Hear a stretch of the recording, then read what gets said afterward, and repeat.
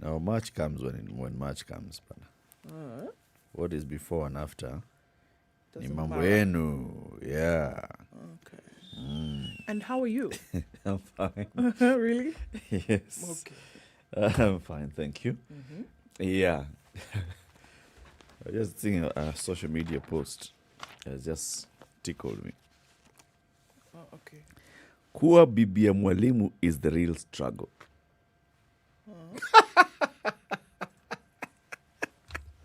Says, wachana kuwa mwanafunzi ama kuwa mwalimu. A teacher's wife. Shida. Bibi ya mwalimu. Unatafuta pesa kwa koti. Unapatana na list ya noisemakers.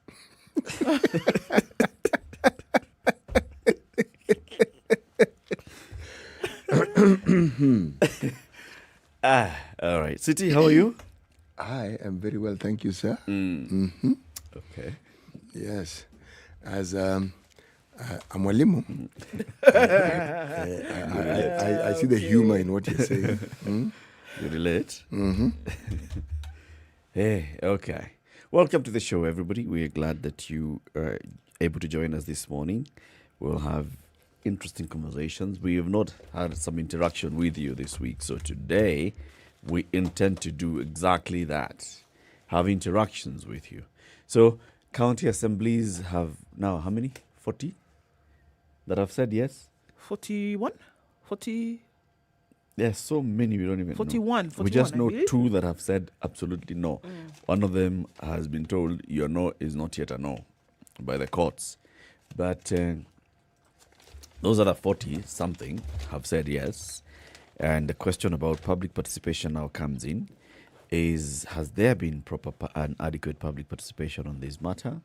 What's going to happen in terms of looking at the decision that was made? Was it arrived at following public participation in all the 47 counties? That's a conversation we'll be having. Then we will have a Linda Katiba conversation, and one of the Linda Katiba proponents, Charity Tsei, will be joining us at 7 o'clock. We'll be asking, so now, who is going to spearhead your campaign? We have seen the yes side is already, working together, and they've already come up with their plan of how they're going to do this. So we'll be waiting to see what happens to the no side. Okay. For that and more, keep it right here in the Situation Room. City, what's tickling you? It seems like both of you are being tickled on various levels this morning. No. I have decided to develop a humorous mental position when it comes to news today. So if you find me giggling throughout the show, it's because everything I'm reading, I have chosen to look at the humorous aspect of it. Okay. Yes. Okay. That really is what is tickling. Sawa. Ni sawa sawa. But since you ask, there's a headline here that really made me. It says, Varsity Dawn seeks to divorce hubby for not eating her food. That one. Punishable offenses. Okay. And this is, we are talking about... Another teacher. This is a teacher. Okay. Yeah. But sasa ni bwana mwalimu. Bwana mwalimu. All right, okay. And there's no euphemism here. It's all directors we are reading it. Man not eating wife's food. Food cooked by wife. Okay. What you will find as you read the story and as it, but is that, this woman can't cook. Ah, come on. Truly? That was No, surely you really think that even if the person is not eating food because he's eating elsewhere, he's actually going to come and honestly say, folks. Oh. Okay. Sorry. Took me a minute there, but I'm here now. Friday. I understand your question. Eh? Okay. Ndu? Yes. What's up? I'm here. Don't worry. All lights are on. Bells are ringing. Everybody's home. Okay. We are talking about man and wife and food. Yeah. I'm here. Okay. Let's talk about COVID. Let's please. Now that you're here, finally, tell us about COVID. Okay. Yeah. So, We're looking at 113 million cases around the world, 113,544,308. Unfortunately, we're also looking at 2.5 million deaths that have been reported or recorded around the world. A high number still coming out of the United States. They've now crossed the 29 million mark in terms of COVID-19. But let's look at news from countries coming out now before we come back and look at those specific numbers, shall we? Brazil's death toll has now passed 250,000, 250,000. They've never really caught up with this COVID, right? Even in terms of measures that they were putting in place after the infections rose quite some. They've still been playing a game of catch up with COVID. And now even with the vaccines, they're still seeing that a lot of people are being infected. So even with the vaccines coming into the race as well, they're still dealing with a pretty dire situation. Now looking at that 250,000 death toll now, we also know that there's collated numbers of 10,393,886. If we look at the numbers that they recorded yesterday as concerns COVID, yesterday saw 67,878 new cases and 1,582 new deaths. So they are really struggling with this one, even with talk around the world of vaccines and such. It looks like it's going to take some time before they at least catch up with this and try to sort it out. And a lot of blame is being placed on the presidency and the administration and operation of this from the very beginning, where they did not take it seriously. So the Queen of England has asked that people urges people rather unsure about the COVID jab to get vaccinated, even if you're not sure about it. Just get vaccinated because it provides a wall of security for you in terms of health. So she's come out now. She's never really said anything about COVID beyond, the royal family getting tested and things like this. So this is one of the... She has actually. Remember, she did an entire public address. The first time, and then kind of went silent about it. But since the vaccines came and the second wave that they've seen and things like this, so now she's and with the speculation that has come out, she's now come out and said, okay guys, even if you don't know, even if you're not sure, even if you have any kind of inhibitions, just go ahead and get vaccinated. It'll do you more good than it'll do you any harm. So she's done that and has endeared herself to the people and said, come on, let's just let's do this. By the time you're seeing the Queen coming out, it tells you something, that there is concern by the government about people who are not sure about this vaccine. Yes, and they've been very vocal about it, especially coming out of the UK. But the anti-vaxxer campaign is actually very strong here. And there's a lot of, again, speculation. Should we take it? Is it safe? Where is it coming from? Those are the questions that are popping out. So it's true. By the time she comes out and says something about it. But you see, if the blame will move and push towards politicians and how they politicize vaccines. But again, this is where now science sometimes fails. Scientists don't go that extra mile of getting people to understand this thing or these things that they all too well understand very, very well. For instance, why that data is reliable, the processes that they go through, simplified, break it down so that people understand. By the time you're being offered this vaccine, apart from just an acceptability of it, the efficacy, there's the safety of it. Right. All these things are taken into account before it is actually allowed to get to this. And it is strict science. And the argument that scientists use when they reject certain vaccines is because they're not sure of the processes. The peer review that has to do with the publication of how they went about it is not clear. Sure. For instance, someone says they have a vaccine and they've tested only 70 people. Okay? True. It worked with 70 people. But where is the other information about it? And the reality is the speed with which this particular vaccine was developed is in itself not only astounding, it is something new and wonderful. But the process of understanding these vaccines hasn't ended. It's still ongoing. Sure. Now, the truth of the matter is, if you don't address those concerns, then the likelihood of more and more people becoming anti-vaxxers is likelihood. So the onus is on them. Much as you need a politician to talk about it, the scientists also need to find ways of increasing their capacity and ability to communicate effectively with people who would be the end users of this particular product. Yes. Absolutely. And it should be the scientists, not the CEOs of the pharmaceutical companies. Because those ones, we will not trust them. Man, them they're business managers. Yes. Yes. Okay, so Israel also has put on hold its program. So we had seen before that Israel wanted to do a vaccine donation plan. So they had to their allies in the region.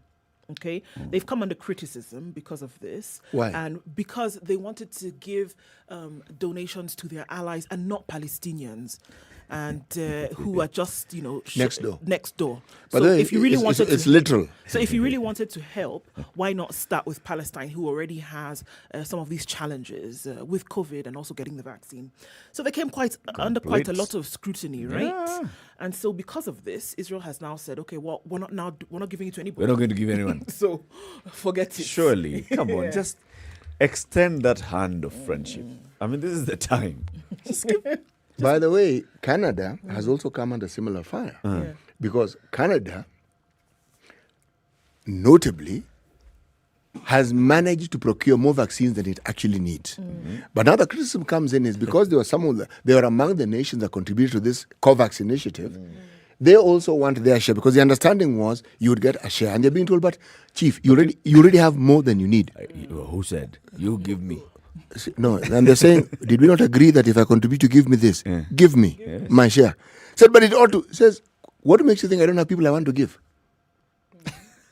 They also have their preferred partners and friends whom they want to give. Problems. So Palestine's argument was that, look, you're the occupying power in this country, and so we're all here with this thing together. Then you give us first. And then also we had some members of the international community saying, Believe me, they will end up giving. should have helped. So now Israel has said crossed arms, and they're saying, okay, well, No. you guys are going to do this now. Nobody's getting These are politicians speaking, believe me. And when politicians speak, don't ever rule out negotiation.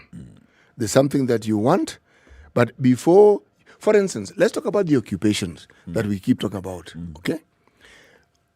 When you occupy and it's adverse, it is clearly something that gives you a pointer for negotiations. Okay, if I withdraw, you occupied somewhere you shouldn't have been in the first place, but you're already there, and you've already put settlements. For me to leave. For me to leave now, okay, precisely. Can we now do A, B, C, D? Yes. Yep. Yeah, it's a conversation that we even hear. We see it with squatters. Yes. People have entered and somewhere in their squatters. So, mnataka tuende wapi? Tulizaliwa hapa. We're not leaving anytime soon. And this is a full-grown person talking to you, and they've been squatting there for 2 years. So you wonder. So you were born when you're what? 20 years old. You should understand. Why should you ask me those questions? I'm going to tell you really quickly because I know you want us to go to a break, Eric. But the vaccines you're asking about, according to Health Chief Administrative Secretary Mercy Mwangangi, we expect COVID-19 vaccine next week. Okay. I know that this week was the next week, eh? Don't shoot the messenger. I'm just telling you what she said. Next week now. The next I told week you of this week was 1st of COVAX March. releases. So now, because it has landed in Ghana, there is hope that it'll be here next week. You are right. Indian Ocean, Atlantic, such things. Okay. So, it's just a matter of time before Kenya gets the vaccines. The delivery in Ghana, a clear indication that the COVAX facility has started distributing the drugs. Our consignment is on the way, according to Dr. Mwangangi. All right? Some kind of settlement now? Yeah. No? Okay. Just to let you know. Next Yep. week. And on that note, the cabinet met yesterday and they discussed this whole rollout plan and they approved the rollout plan, which is still top secret. But it has now been approved by the cabinet. So when the vaccines arrive, that rollout plan will be rolled out. 16 minutes after 6, this is Kenya's biggest conversation, The Situation Room. Thank you very much for tuning in this Friday morning. Wherever you are, good morning. Let's hear from you and we will shout out at you. Let's take a break, see how the weather looks like today.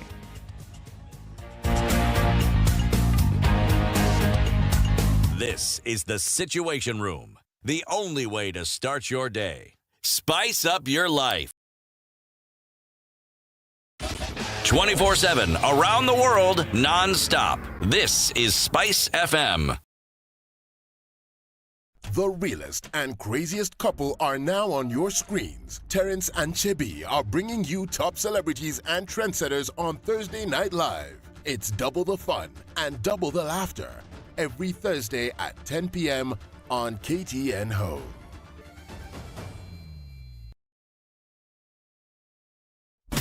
Classic soul, R&B, smooth jazz, neo soul, and nostalgic ballads. Make some noise. Yeah. You're listening to Spice FM. La, la, la, la, la, la, la. Japan, biotechnology, yes! Hey, Samuel, are you into business now? What are you importing from Japan? Knowledge! I'm going to study biotechnology in the best university in Japan. I applied and ta-da!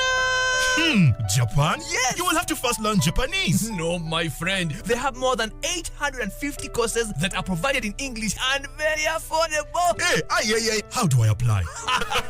Kuja Osome Japan. Study in Japan Global Network Project brings you an opportunity to study in Japan. Log on to www.studyinjapan-africa.com and apply to study in Japan with over 100 universities providing cutting-edge science and technology courses including the field of robotics, artificial intelligence, AI, environmental studies, information technology, and many more. Not only postgraduate but undergraduate level is also covered.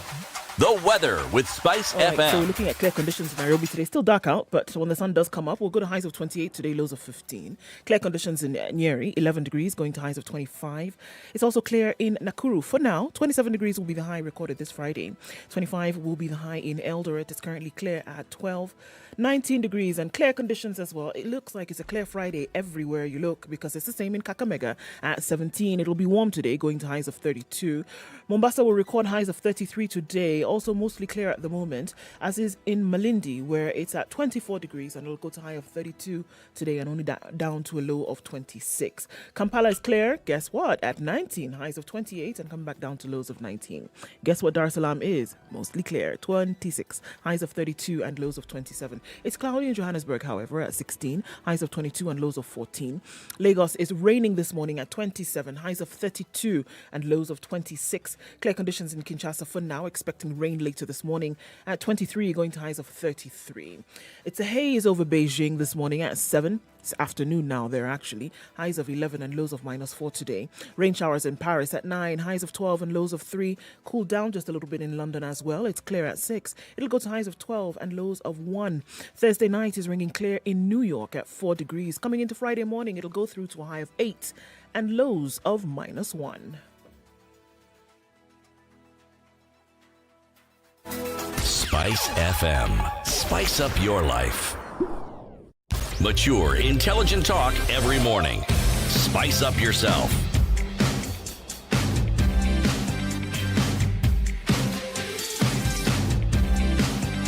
Mornings done right. 94.4 Spice FM, Nairobi. Hello, 20 minutes after 6. Who's online? All right, so Michael Ocheng says, good morning, CT, Ndu, and Eric, following from Nairobi. Shurage Mwai, CT, says, good morning, Wakurugenzi. Leteni namba ya mpesa ni tumeka kitu. He's headed to, and CT's on his phone. He's headed to Kahawa Station to board the Royal Eagle this morning. Reverend Latif, please give us a pre-Sunday sermon. Have you prepared? Utapata, don't worry. Okay. Dagi Oguta says, good morning, Situation Room, my people. Good people, Ndu, Eric, and Dr. Muga. I'm happy for you here. Okay. He's already tuned in from Nyakach this morning. Laban Tanui Kapte is tuned in. Good morning. Nakuru is locked with Ward Dala. Beda Ashley is tuned in from Machakos. And Waterman Jeffrey tuned in from Hennepin County in Minnesota. Spiritus says he's watching us from Ghana. And he says he learns a lot. So keep it up. Thank you. You too. Cyprian Moura says, good morning. It's been a while. Yes, it has. What a week it has been, Cyprian. And Jep Netich Biwat says, good morning, guys. Have a blessed day ahead. Good morning, everybody. Good morning, everybody. So before we hear today's proverb, let's hear today's sermon. Oh, from you? Yes. Oh, okay. From the book of 1 Corinthians, chapter 13, verse 4 to verse 8. It's all about love. Love is patient. Love is kind. It doesn't envy. It does not boast. It is not proud. It does not dishonor others. It is not self-seeking. It is not easily angered. It keeps no record of wrongs. Love does not delight in evil, but rejoices with the truth. It always protects, always trusts, always hopes, always perseveres. That's a kind of love that we hope to get from you. You, me. Yes. Oh, Ndu. Oh, okay. To everybody who's tuned in this morning. Okay. Brother CT, lead us in today's proverb. Right. Better little than too little. Better little than too little. Cameroonian. Cameroonian Yes. Better little than too little. than too little.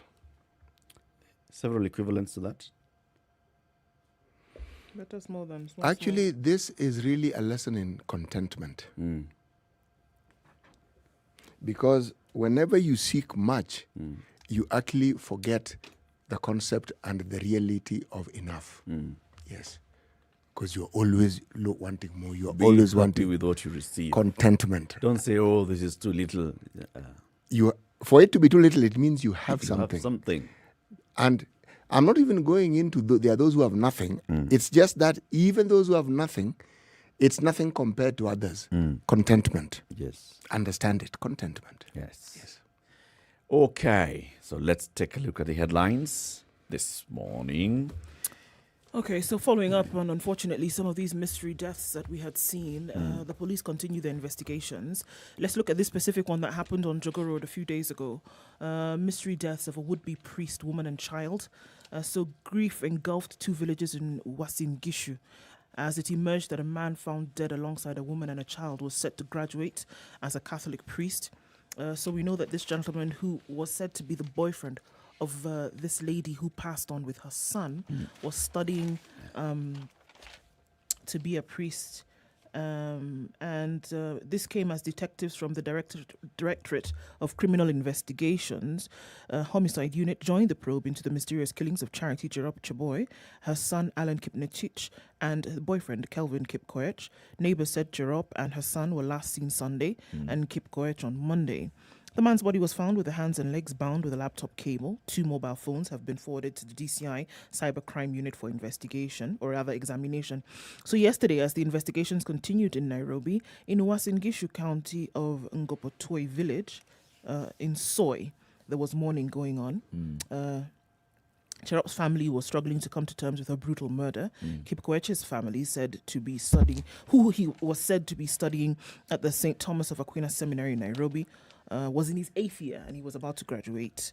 So He had just done his exams, actually. yes, so he was basically waiting for the results of that to see now And then he gets if he was through. admitted into the priesthood. Yes. Okay. So the father of the late Kipkoech was saying that his son was a seminarian, and all of us were expecting that he would start his missionary work as a Catholic priest soon because he had just completed his exams. Kipkoech called last Friday, he said, and requested for bus fare. He was sent money on Sunday. Kimayo called his son to confirm whether he had received the money, but the call went unanswered. By Tuesday, a team led to their home in Soy to break the news. The big question is, who killed our son, he says, a young man who was preparing to come home, and for what reason? Was he killed by robbers? We were asking the police and the DCI to unearth the mystery surrounding his death, because this is the one. This is the big question. Who and why would do this in this manner? So the DCI is still putting together bits to this puzzle to find out exactly what happened. That story in this brings in a case. completely different twist to the whole thing. Priesthood, Catholic priesthood, is equals celibacy. So was this man really the boyfriend of this lady, or were they friends? It's a valid question. It is a valid question. Because I mean, you've gone through it for so long. 8 years. 8 years, a long in time. practice, it's a long time, and you're about to It become can't a just priest. be, and it's just across the road at St. Thomas Aquinas, On Jogo and then Road, here, yeah. and everybody else knows that you're the one who comes here and you stay here. So Everybody knows with frequency that you come here with frequency, Yes. and on the day that you were not there, they realize that you've not been there for 2 days. So you've been there quite a lot. yes, Right? you are known. It's puzzling. It's really puzzling. And then what happened to them? And they were found dead. The door was locked from the inside. Only one appeared to have had some signs of some violence, and this is him, and the others don't have. Let's wait and see how this one unfolds. It's a big one. Another sad one. There's a boy, a standard 3 pupil, who was from a school in Dakaine. Now, on this particular day, he went to school, and he and his friend were found to have some 20 shillings each, which they intended to go and buy some mandazi at a nearby kiosk in the Kaina market. The headmaster, Stanley Muturi, so you guys have money. How did you come across this money? Go home and come with your parents. 20 shillings. Yes. Okay. 20 shillings each. Go home and come with your parents. These are standard 3 pupils. Boy leaves school. Boy is found shortly afterwards hanging on a tree, dead. Good Lord. It's said that this boy committed suicide. The matter was reported to a teacher by other pupils who said that their colleague in grade 3 had come with money which they usually comes with money which they used to buy chips. The other pupil brought his parent and the matter was resolved, only to learn in the afternoon that Karongo had committed suicide. At the scene, the boy's body was hanging from a rope suspected to have been untied from a tea harvesting basket that was lying below.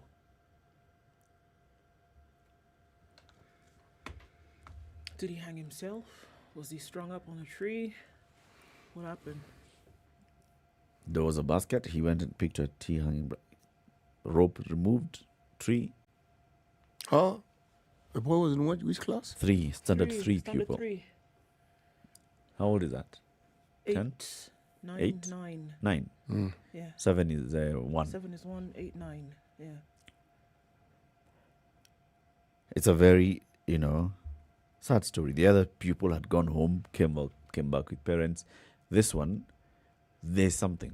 Maybe he felt, I cannot go bring my parents. Anything that, any comment that is made will either seem like a justification of some particular position or a condemnation of a certain position. But I have to ask this question. Why do you send a student home for 20 shillings? I honestly have to ask.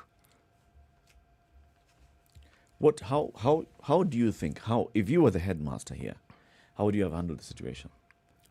We have details not only of the student but of the parents. Yeah. And this modern day and age, we also have phone numbers of parents. Yes. A contact is called a contact. There's nothing stopping the child from getting into class, and there's nothing stopping the head teacher from getting in touch with the parents. Nothing. If it's a school it's a village school, you know who the children are, you know who the parents are. Yeah. It is not difficult to get. Yeah. This isn't a capital crime. It's not as though the child was found with someone's goat, okay, or slaughtering someone's cow. They found the 20 shillings.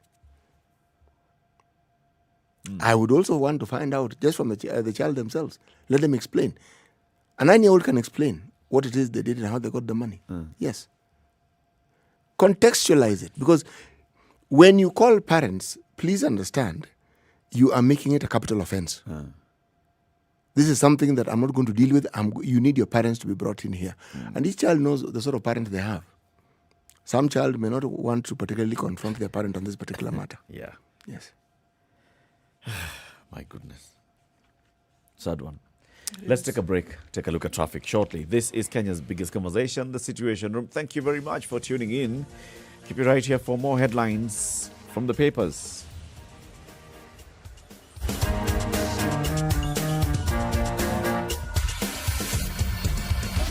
24/7 around the world, non-stop. This is Spice FM.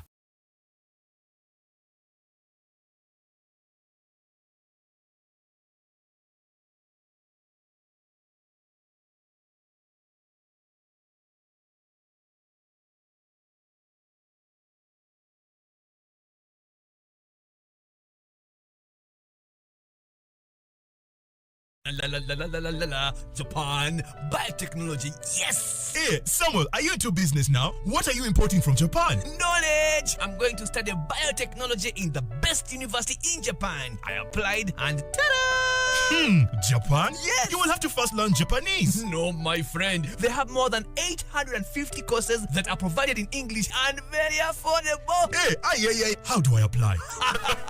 Kuja Osome Japan. Study in Japan Global Network Project brings you an opportunity to study in Japan. Log on to www.studyinjapan-africa.com and apply to study in Japan with over 100 universities providing cutting-edge science and technology courses including the field of robotics, artificial intelligence, AI, environmental studies, information technology, and many more. Not only Spice FM, Malindi.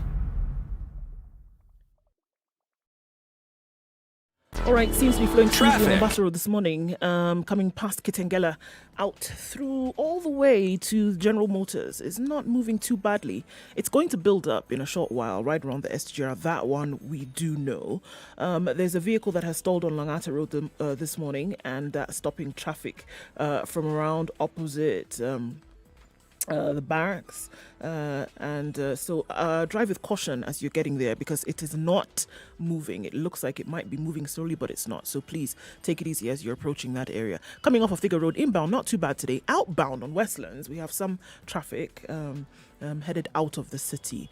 The Eastern, Southern and Red Hill bypass is looking pretty good this morning, not having too much of an issue. Getting off of Jogo Road into the city via Landis Road or going towards industrial area right now doesn't look too jam-packed. It is Friday though, so anything would happen. We're going to keep you in touch about that. Talk to us as well if you need to. Spice FMKE, that's how you can get in touch with us on Twitter or text on 40127.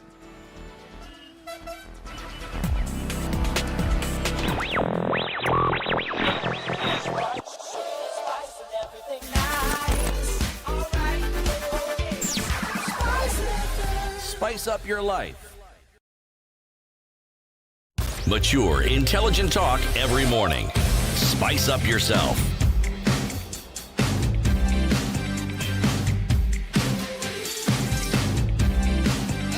Mornings done right. Okay, Mr. Muga. Many headlines. You know, Yeah. the thing about Friday is that there is so much to talk about. There is the accumulation of what's been happening in the course of the week. Then there are new things that hadn't come to the fore. There's a different perspective of what is actually happening in the country. Lovely, lovely, lovely stuff. This is more a reflection of how I feel this morning rather than the news. The news is the same. The news is some dreary, some dismal, some disturbing. But, let me talk about something that I think should be of more interest. It appears that the drive towards having a unified coastal party is beginning to show a little undoing at the seams, even before it has actually matured.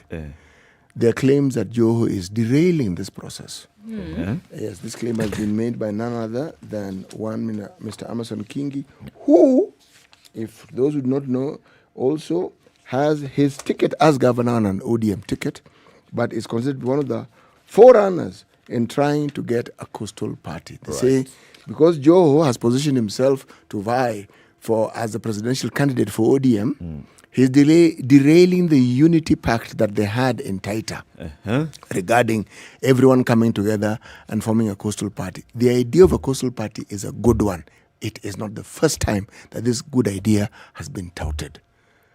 The question that I would ask is, what is it that they're going to do that is different from the other times when the people who apparently at that particular point in time were of a similar mind and had set out to unify their people? What is it that they're going to do differently this time around? You want to wait and see? Well, I want to hear it first, because these are politicians. They will talk about it. I will, unless it's one of these things which the master strategies is still kept secretive until the day. But in politics, what is really secretive? It's all going to come out. It'll come out. What they're planning to do, what they'd like to do. And by the way, that's one side of the dialogue, unity. There'll be another side of the dialogue that will come up. And what is certain, remember, the deputy president and his outfit have been making forays into the coast. And they have people who follow them. ODM has their people. Jubilee has their people. So, even as they think of forming, they must understand. KANU also has people. People may not think, but KANU has.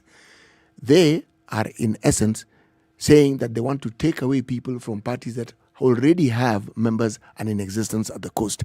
This I'd like to see. And that's why I'm saying I would like to hear what it is that they're going to do that is different.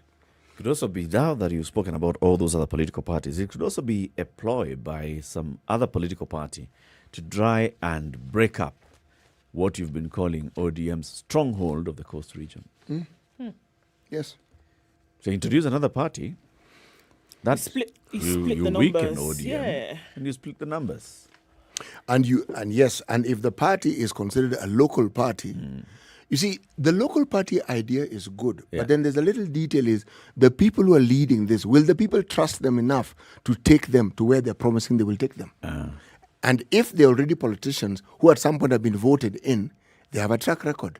Will that track record prove to be a distraction from whatever it is they want to achieve, or will it prove to be something that can propel them to this new stage that they want to be in? Yeah. Yes. True. It'll be interesting to do a watch see on this one. Yes. So the court yesterday, Justice Mombingoge dropped the gravel. And she said, there's a woman called Charity Wangoi Gethi, and a gentleman called Samuel Wachenje. They've been told there's some money that you received a couple of years back, around 2015, 2016. This money, around 100 million shillings, tracing back, we can see it coming from NYS accounts, into companies associated with Josephine Kabura, and then into your accounts. Now, there is no evidence at all that shows how you earned this money, either by supplying anything to NYS or anything at all. So therefore, this money is going to be forfeited and taken back to the state. This is according to after an application that had been made by the Assets Recovery Agency. So, case has been there for a while. Justice Mombingoge says, I have looked at everything. There is evidence that the funds in her accounts are proceeds of crime, having been part of the funds fraudulently transferred from NYS. The only cause open to the court is to find that 97.6 million shillings in Miss Charity Wangoi's account are proceeds of crime and therefore liable to forfeiture to the state. This Wangoi is the mother of Ben Gethi, who the prosecution claims was one of the architects of NYS 1, where several traders are said to have received 791 million shillings for supplying what the prosecution calls air to the state agency. 791 million shillings, so we are getting the first 100 million is going back. It's coming back to the government. This is how the money was transferred. In the evidence provided in court, the agency submitted that 791 million shillings was paid from NYS between 2014 and 2015 to 3 business entities registered by Kabura. 219 million shillings was transferred to an account registered in the name of Form Home Builders, and another 252 million to Roof and All Trading Company Limited. The remaining 320 million was transferred to Reinforced Concrete Technologies. Justice Ngoge found that from the amounts, 381 million was internally transferred to one John Cargo and Good Luck Treaty Enterprises, out of which 89 million was transferred to Wangoi and 10 million to Wachenje. It's quite strange, she says, that the same day the amount was being deposited into Josephine Kabura's accounts, the exact same quantities were being transferred to Cargo's account and then finding its way to Wangoi's accounts. Same day, NYS is paying one company. Same day, company pays this company. Same day. This amount goes to, by the end of the day, to Mamaliza. It's like a pack of hunting animals. Well, hounds. You know what I find strange? The thinking behind it, one can see they were trying to sort of like hide their trail while actually leaving a very visible one. But the speed with which these things are done tells you that these were people who were working with an environment of impunity. Yes. And did not really think they would get caught. Somebody who thinks they're going to get caught would function differently.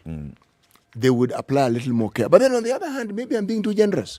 Maybe what we're seeing is the limit of the enterprise of the ingenuity. This is as far as they could go. And as far as they were concerned, this was good. A number of lawyers as well are involved in the whole scheme. There's some money that was also going into lawyers, being held into lawyers' accounts, and then from there, lawyers are the ones now who are giving instructions on where the money should be paid because this company did this and the other. Once you've received 791 million shillings today, 791 million shillings, ikikaa kwa hii account, wanaweza kuja wachukue. So move it. You know, what would you do? It actually doesn't detract from what I'm saying, Eric. It tells you that the lawyers, they also chose are of similar minds.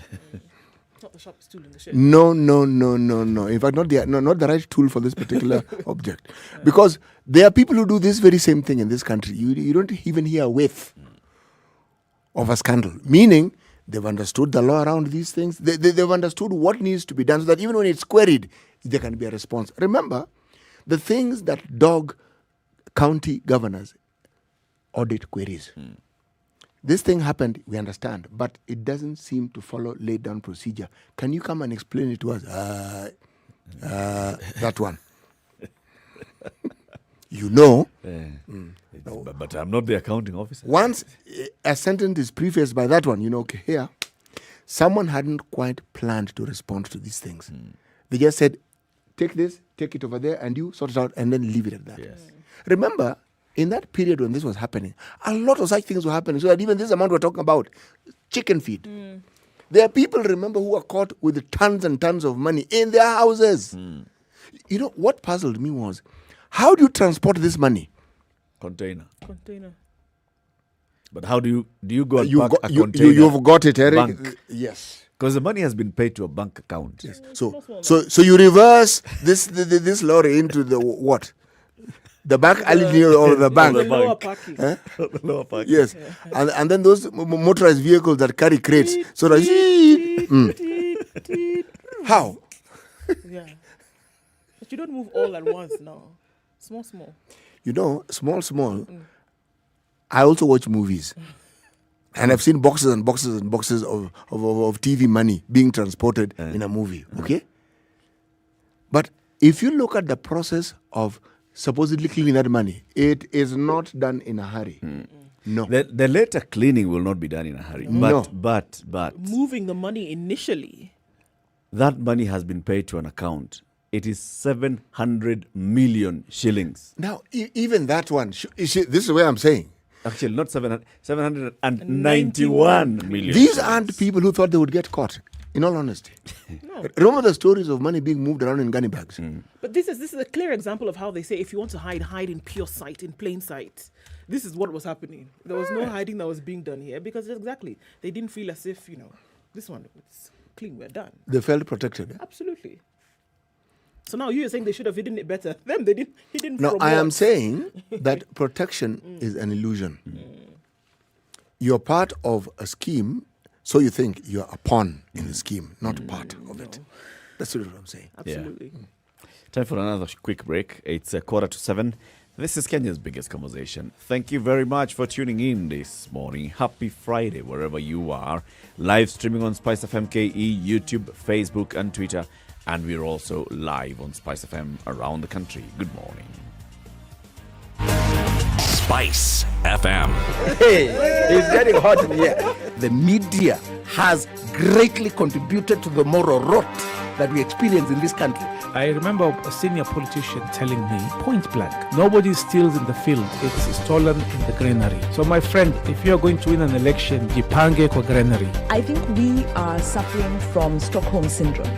Our violator and abuser is also our redeemer in our mind. The whole political class, the whole political institution is rotten. It is based on ideals that cannot progress our country forward. This is the Situation Room, the only way to start your day. Japan, biotechnology, yes! Hey, Samuel, are you into business now? What are you importing from Japan? Knowledge! I'm going to study biotechnology in the best university in Japan. I applied and ta-da! Japan? Yes! You will have to first learn Japanese. No, my friend. They have more than 850 courses that are provided in English and very affordable. Hey, how do I apply? Kuja Osome Japan. Study in Japan Global Network Project brings you an opportunity to study in Japan. Log on to www.studyinjapan-africa.com and apply to study in Japan with over 100 universities providing cutting-edge science and technology courses including the field of robotics, robotics, artificial intelligence, AI, environmental studies, information technology, and many more. Not only postgraduate but undergraduate level is also covered. Mention our course, you will not fail to get it. Visit our website today on www.studyinjapan-africa.com. Mature, intelligent talk every morning. Spice up yourself.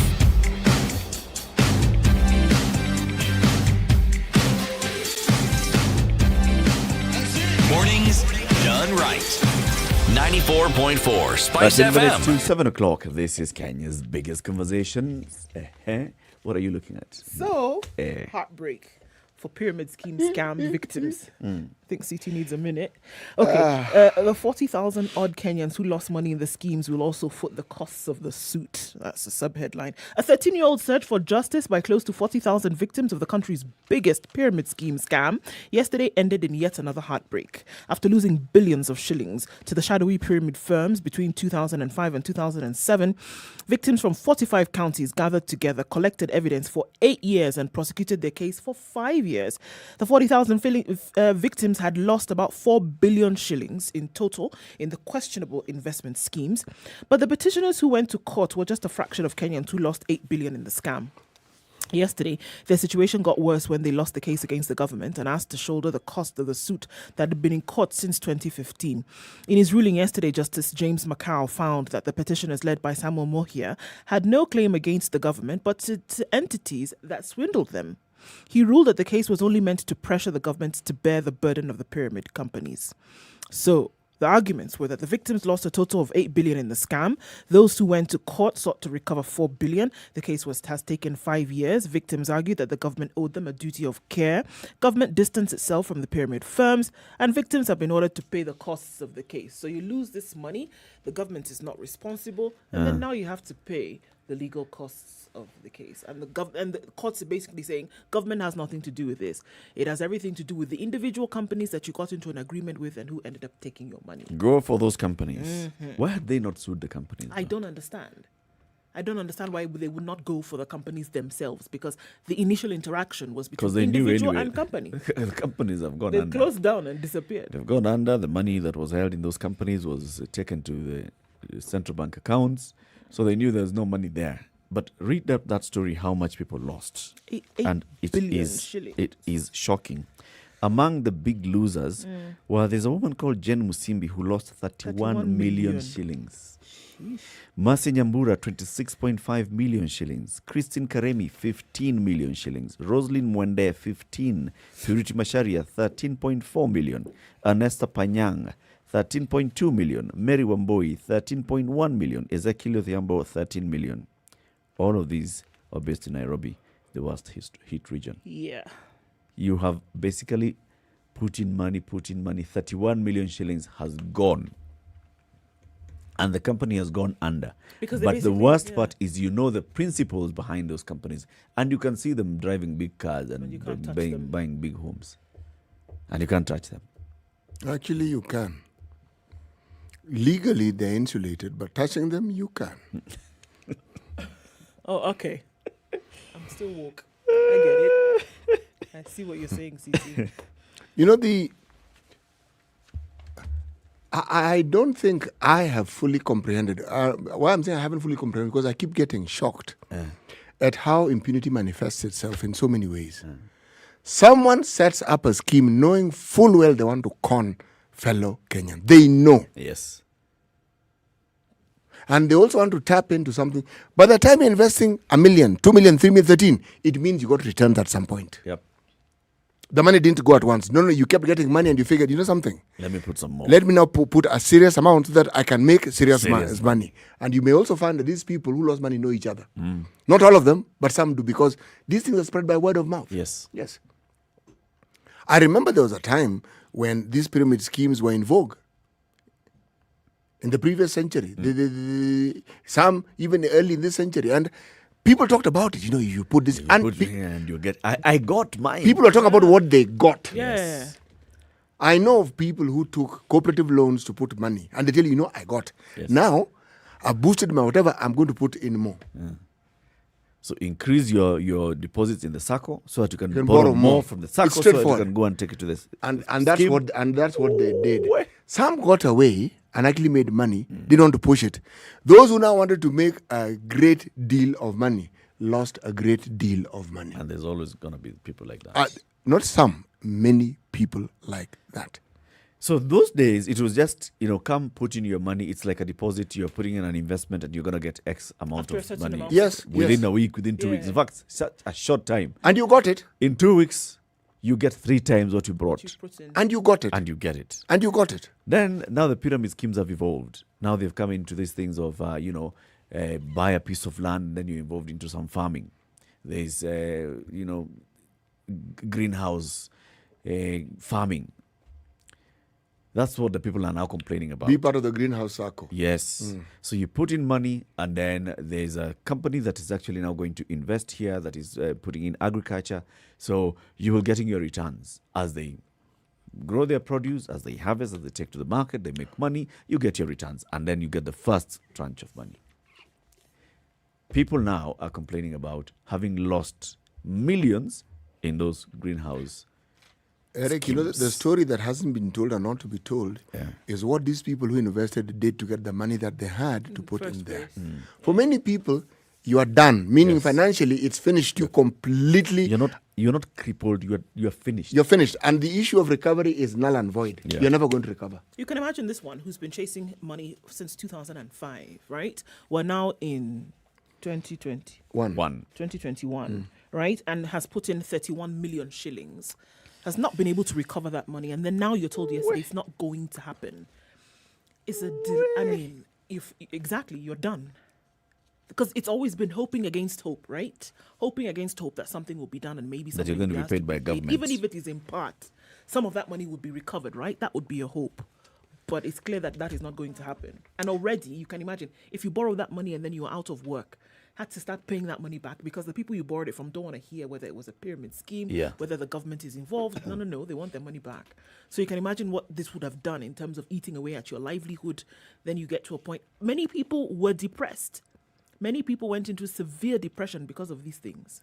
Now you're told absolutely nothing can be done about it. It is. Although it also talks about how we view government. So these people are going to sue the government, hoping that the government is going to give them money. It's that whole thing of thinking government is that, and we are here. We're here. And that's why Justice Macau told them, government is all of us. How are we going to give you money and you're the one who invested money in a scheme? And when you were investing this money, did you come and call upon us and ask us for advice? Saying that the government pays you, the state pays you, state is the taxpayer. Why should the taxpayer shoulder this burden? Go and look for the person who defrauded you.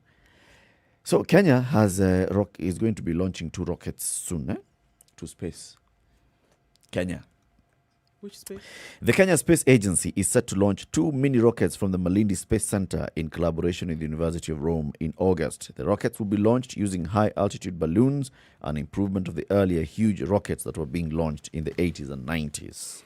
This was revealed yesterday during the opening of a space sector high-level engagement forum dubbed The Space Sector We Want in Kenya, attended by Defense Cabinet Secretary Monica Juma, Kenya Space Agency Chairman retired Major General James Arwasa, Kenya Civil Aviation Authority Director General Gilbert Kibe, and other stakeholders. Did you know that we have a Kenya Space Agency? I did not. I didn't even know it was in Malindi either. We actually have a space launch pad. The agency is under a certain ministry. But the launch pad for rockets that we've had is in Malindi for the that's longest what I was saying. time. I didn't know that there was one in Malindi. But we've had one for the longest didn't time. know this. Yes. We've been launching our rockets. Now we are launching 2 rockets. Space. Okay, outer space. And many of those projects were actually sponsored by the Italian government, just so that you understand. Yeah. Yes. Rome, well, that would make sense. Yeah. A conversation that I think we'll have one of these days is, so the government met yesterday, the cabinet met yesterday, and they talked about, you see this whole thing of public-private partnerships and the rolling out of PPPs. Now, government projects are more and more going to be done through PPPs. They also approved a law that looks at how to break down contracts. So if there's a contract for construction of a road, you don't give the whole contract for construction of a road. You can give contract for supply of bitumen. Give another contract for a supply of machinery, give another contract for engineering works, give another contract like that. So it's not one big contract. It's going to be so that you can allow more and more people to participate in the eating of this cake, in the development of the country. Okay. This is a move that was now approved at cabinet level yesterday, and then whole issue of PPPs. In fact, there's even an appointment of a PPPs committee that will be looking at any concerns that emanate. So they're legislating something that has been happening anyway. Breaking down the contracts hasn't been happening. Oh, it has, because someone gets the contract. I mean, let me And give then an they example. break it down. Yes, they break it down. Let me give an example. Now here you're not depending on the big guy breaking it down for you. You come. You're breaking it down in advance. In advance. The thinking behind it is sound. It's like you don't want one person controlling all these things. But you still have one person controlling all these things anyway, because the person who's giving the contract is still controlling it. Okay? There is logic behind giving it to one person who can be held accountable and who will then be believed to be the person who has the muscle and the ability to carry the project. And so if they bring in other people, that is fine. And they do. That's why you have subcontractors and subcontractors. These are other people. You're not subcontracting yourself. But if you then consider what is now being done, yes, you are opening up the field so that more people can come into it. But who do you have for quality control? Who is it that you can go to? You're going to go to all these people here. The contracting agency has the overall control. That's where we have a problem. The ministry. Now. It's an even bigger so problem. If you say that it's a Kenha that is a contracting agency, so Kenha has given the job to various small entities to do this particular job. So Kenha will just look at that. Kenha is already in charge, Eric. Or even not saying like Mutua did in 33 kilometers of road, give 2. That is already being done. This is the point I'm trying to make. Already, when it comes to road, it's not as though you're given all 40 kilometers. You're told you have 3, you have 4. It's how it's done, even now. So that's why I asked, are they legislating a practice that has been there for some time? And if they are... Well, I think what you have now is a public and government acknowledgement of what has been the practice, right? So now that it's been put into law, is that you're just basically solidifying what has been going on anyway. So if any questions come about, what are you going to say? It's in the law. That is the beautiful picture, if we want to paint it that way. Given where we are, who we are as a country, no. Something else is happening here. I'm also very wary of this moves. Yes. First there's PPP, and then now there's this breaking of contracts. No. Kwanza with PPPs. Government is going to shuck its responsibility of developing the country. Yes. There'll be PPPs for doing schools, PPPs for, and then you'll be paying for use. Already we have PPPs for doing schools. Already we have PPPs for doing for providing health service. We already have them. So, what are you telling us? It's coming up to 7 o'clock. Keep it right here. In the next hour, we'll have a guest, Cherotich, active citizen, who is one of those who are right there, middle and center of the Linda Katiba movement. So we want to understand. So, how are they preparing for their no campaign? Good morning. It's now 7 o'clock.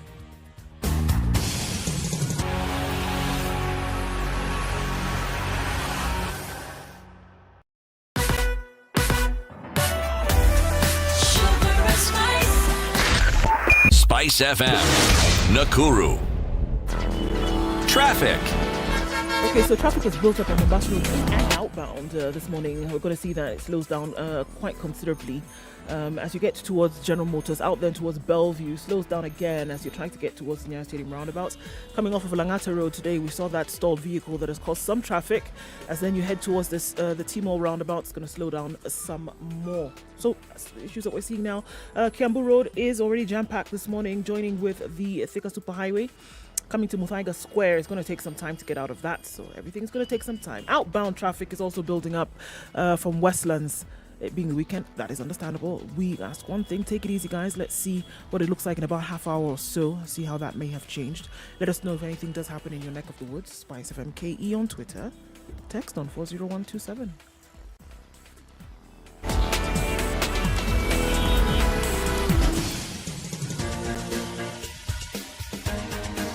This is The Situation Room, the home of hard-hitting political commentary and penetrating insights about the state of the nation. This is a talk radio experience like no other. The Situation Room, a place for hard truths, debates, and elevated conversations. The Situation Room, witty, political, engaging, deep, controversial. In the room, we have C.T. Muga, researcher, academic, seasoned political observer, a fountain of wisdom in these politically uncertain times. Ndu Oko, Nigerian by birth, Kenyan by choice, communications expert, Pan-Africanist, a truth seeker and believer in people power, and Eric Latif, agent provocateur, the man in the chair, seasoned journalist, news hound, a man who believes in punching up, not down.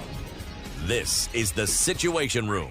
The 2 only minutes way after to 7. start your Very day. good morning to you. Happy Friday, wherever you tuned in this morning on Spice FM. If you're in Nairobi, Mombasa, Kisumu, Nakuru, Eldoret, Nyeri, Malindi, or those who are tuned in around the country from other frequencies online, Spice FM KE, YouTube, Facebook, and Twitter, and also outside the country from various countries. We know we have people who are watching us in Dubai, in America, in China, in where else?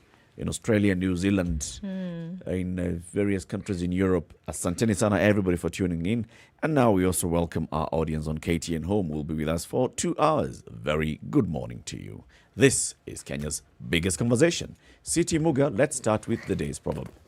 Indeed, let's. You know, one of the things that I try to do is to make sure that I understand the proverbs that I am about to present. Yeah. Sometimes I come across proverbs that even I have difficulty understanding, and even when it is explained, I'm thinking, what on earth are these people talking about? However, this one is simple and straightforward. Better little than too little. Better little than too little. Yes. And you said first you understood this one. Oh, this one I got. I got. Sometimes there's a bias. I'm leaning towards a bias in that it appeals to me. Contentment. That's the message I got from it. Contentment. Be happy with what you have. Understanding, you don't necessarily have to be happy. Just understand that there is the concept of enough. Or it could be less. Yes. And even if it's less, you see, less can't be an entity unless it's comparative. So less than. What you have. Yes, more also, more than. Yes. So get to that point where, okay, this is it. There could be another it, but for now, this is it. Acknowledging the it that you have. Yes. Okay. So that you understand those. So when you hear a medali like this, for example, medali ya Kiswahili, chururu si ndondondo. All right.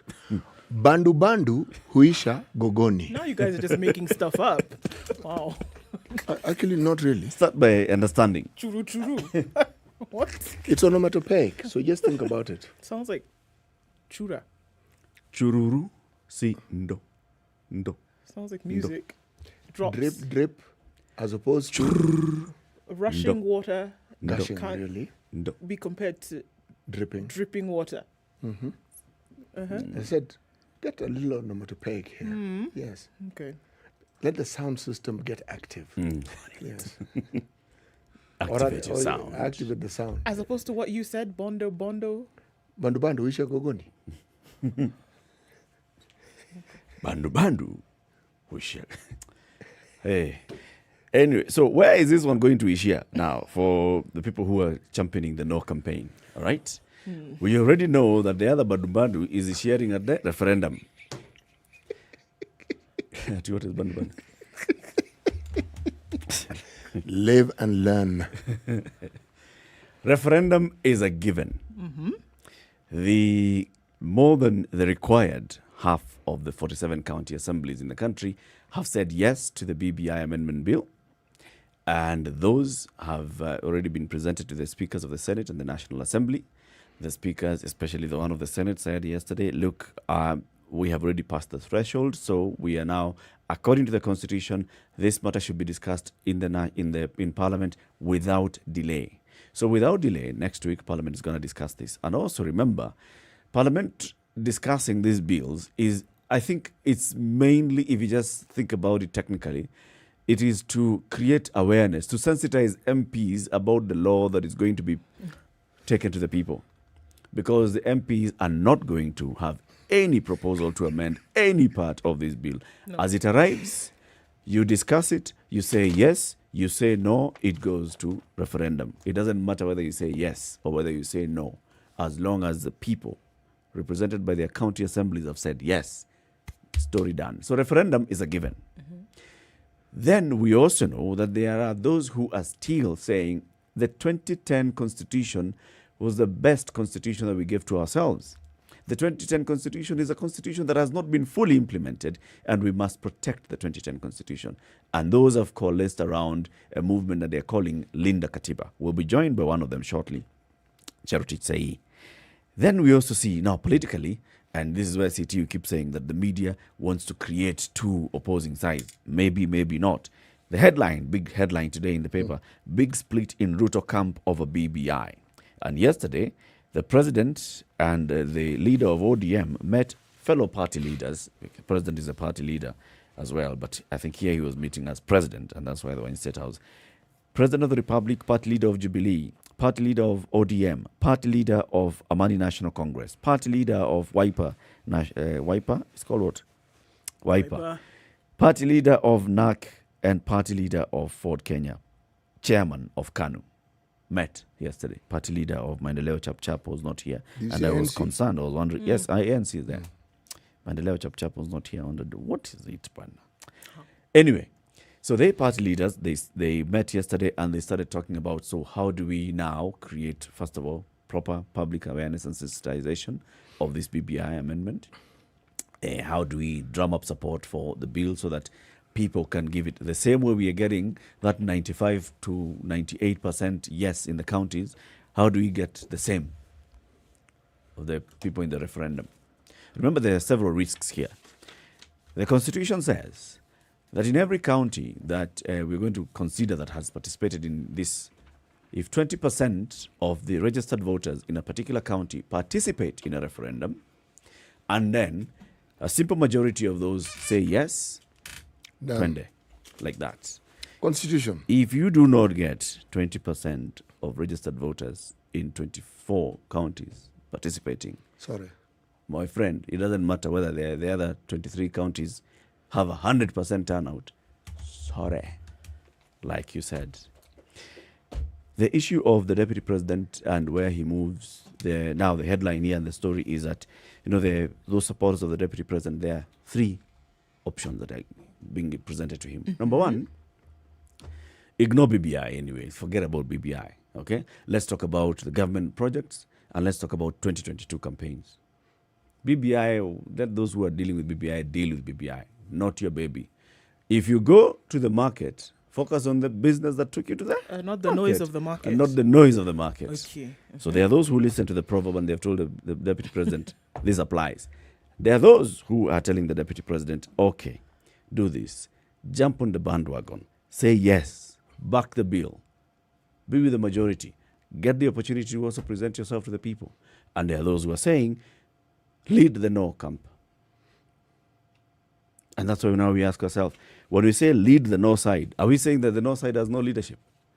Who is in the no side? The no side is led by, has the people who are speaking. Civil society organizations. Martha Karua of NAC Kenya has come out to speak about this. We know people like Charity Tsai who have come together and said, Linda Katiba. And these are mainly civil society. And there are political players as well who have come up. And together they have a movement called Linda Katiba. So already there's leadership on their no side. But is it visible? Is it see, whenever we talk of leadership in a political process such as this one, you're looking for a leading light in the political sphere, as in a politician, a known politician, someone who plies his trade in politics. Now, on that front, I think we've opened new avenues for vagary. Yes, no, but it's not yes, and it's no, we are not supporting, but we are not. In my mind, sometimes I'm actually confused because on the one hand, I hear narratives that clearly point negatively to those who support the BBI. But with the other cheek, it's no, we are not opposed to the BBI.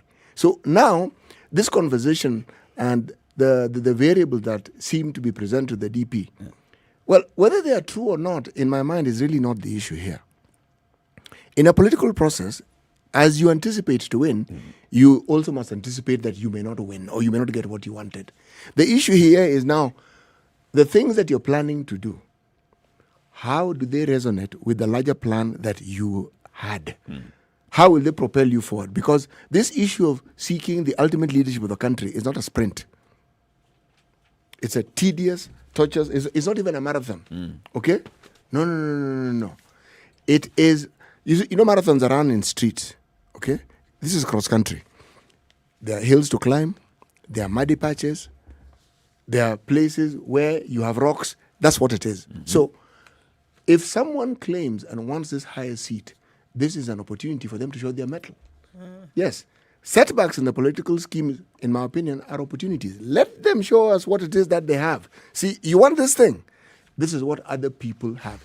Remember, for the longest time, one of the things that has been spoken adversely about the former deputy president, the former prime minister, is the number of times he has lost a presidential election. Okay?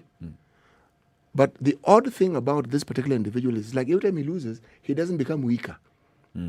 He grows in strength. Yeah, it appears like he gets stronger. I mean, so a man doesn't have any public appointee. He's not an MP, he's not a senator, and yet seems to command a lot of power. So losing works for him. That's what I'm saying. There seems to be a formula he has figured out. So I'm saying, anyone who wants to be in the political sphere, you must understand how it is you are going to maneuver this supposed setback that people are talking about, how you are going to use this lemon and... To gain strength. Yes, exactly, because it's a setback. It's not a failure. Yeah. It's so a setback. lemon's lemonade is what you're talking about. Yeah, what you get, that and then thing. what you're That able to do analogy with of it. lemon, I don't particularly like it. You said it though. No. No. Let's introduce our guest. She's arrived. Cherotich, active citizen, our friend in the Situation Room. Let's do the Kenyan thing. Happy New Year. Merry Christmas. Wow. Merry Christmas. Actually, Merry pre-COVID. I haven't seen you guys in a very true. long We've not time. seen. Well, we haven't. Happy to see you all again. Karibu sana. Asante sana. Welcome to the Situation Room. Thank you. So let's just start off talking about the former Prime Minister. We saw pictures on social media the other day. You were sitting close to the former Prime Minister and enjoying some whiling the evening away. Over a glass of lemonade. Yes. A glass of it was dawa. Over a glass of dawa. It was a mug of dawa. Right. So that's lemonade plus ginger. No. Actually, it's been fascinating because it's almost as though freedom of association is not permitted anymore. There's been such a kerfuffle over my having. I would also have a dawa with the president or with Ruto or anybody else who comes to visit me. Yes. So who wants a mug of dawa? So no, we met and he called upon me and we had a great conversation. And I think the thing in Kenya is the politics of opposition and of vengeance and of vindictiveness and hatefulness has so permeated how we interact that we've forgotten that we can be civil. And so either people thought I should have, rolled up my sleeves and had a massive fight with the Right Honorable Raila Odinga, or most definitely he had come to see me to compromise me and make me drop Linda Katiba. It was neither. We were just having a conversation. And he, shared his points and I shared my points. I asked him questions and it was altogether pleasant. Has that changed my mind? In any way, shape, or form, I'm still 100% Linda Katiba Damu. So if we see a Gazette notice in coming weeks and the name Cherotich is there and has been appointed to something or the other, we should not connect the two. Actually, don't give these guys ideas. Actually, no. We're not giving them ideas. We know these people. Yes, this is the problem. Okay? Yeah. We know IEBC doesn't have all the commissioners that it should have. Yeah. We know. Okay? We know that some appointments for some ambassadorial positions we know all these things. So it isn't as though it should be looked at negatively. You're a Kenyan. There are vacancies? There are vacancies. You are a known individual. What do you guys know that I don't And know? you'd represent Kenya well. You've already been doing very well in representing Kenyans. I call that the There are some politics of directors of neutralization. the Kenya Power Company that resigned, a couple of... I'm not saying anything. So, Chero, this Linda Katiba movement. And remember, You see, I've missed you guys. if you talk about Linda Katiba, I want you to know that we spoke to Edwin Sifuna and listen to him. I actually thought for a moment this guy is also Linda Katiba because his entire speech was, we want to strengthen the Constitution. There are gaps within the Constitution, and the things we are proposing will tighten it so that there are no more loopholes. Is that not Linda in the Katiba? You know, this is exactly what the Right Honourable shared with me and said, you know, this is a process of strengthening that which is not working. And I said the existential threat that we face as Kenyans is not whether there's small amendments that need to be made here and there. And by the way, these are not small amendments. It's 14 out of 18 chapters. I don't know how many articles are being touched. I said that the threat we face is impunity and lack of accountability. So there's nothing in all the BBI proposals, no matter how lovely and flowery the language is about ethos and loving one another, that has shown me how we're going to deal with the single most significant threat to the Constitution of Kenya 2010, which is disobedience, impunity, and lack of accountability. So even if you say we're strengthening, for example, the issue of the principal secretaries, we have asked about that. I've asked about that repeatedly and on other fora, where I've said you will have permanent secretaries, I think that's what they'll be called now, who will not be vetted. And yet we know the conveyancing, the running, the nerve center of a ministry, it happens there within the office of the principal secretary. If you're proposing in the BBI document that they will not be vetted, where is accountability? So you leave it at that space, back to the Moi and Kibaki days and Jomo Kenyatta days, where ministers are, cabinet secretaries or ministers are drawn from members of parliament, same with the assistant ministers. All those will be vetted because they have been elected by the people. But the principal secretaries, what happens there? In the past now, presently, they are vetted. Whether the vetting is politicized or not, they are vetted. So there are so many areas that actually roll back the gains. Sunset clause on the 2/3 gender rule. And equity. We can never have a sunset clause on inclusiveness and equality. You cannot say after 15 years, let's let it go. So long as we have bad manners as Kenyans and we are unable to understand the principles of equality and equity, it must remain enshrined in the Constitution. Which takes me to that. So you don't want us to have any sunset law to our bad manners? No, when the bad manners end, then it will We just must give remain there, ourselves a because timeline. maybe our great-great-great-grandchildren will have bad manners and they will be reminded again in the Constitution that bad manners are not accepted. And by bad manners, I'm being a bit tongue-in-cheek because it's more than bad manners. It's discrimination, it's exclusion, the same things that the Constitution of Kenya 2010 does not stand for. Yeah. But you see, we also have our matter in court, because we are also exploring and seeking an advisory as to the limits of so-called amendments. What is the basic structure of the Constitution? And when does it change or go from being amendments, ameliorative, corrective tweaks here and there, to absolute mutilation, massacre, transformation of the document, which is therefore a repeal process, in which case they need to be honest and say, we want to repeal this Constitution, it's no longer fit for purpose.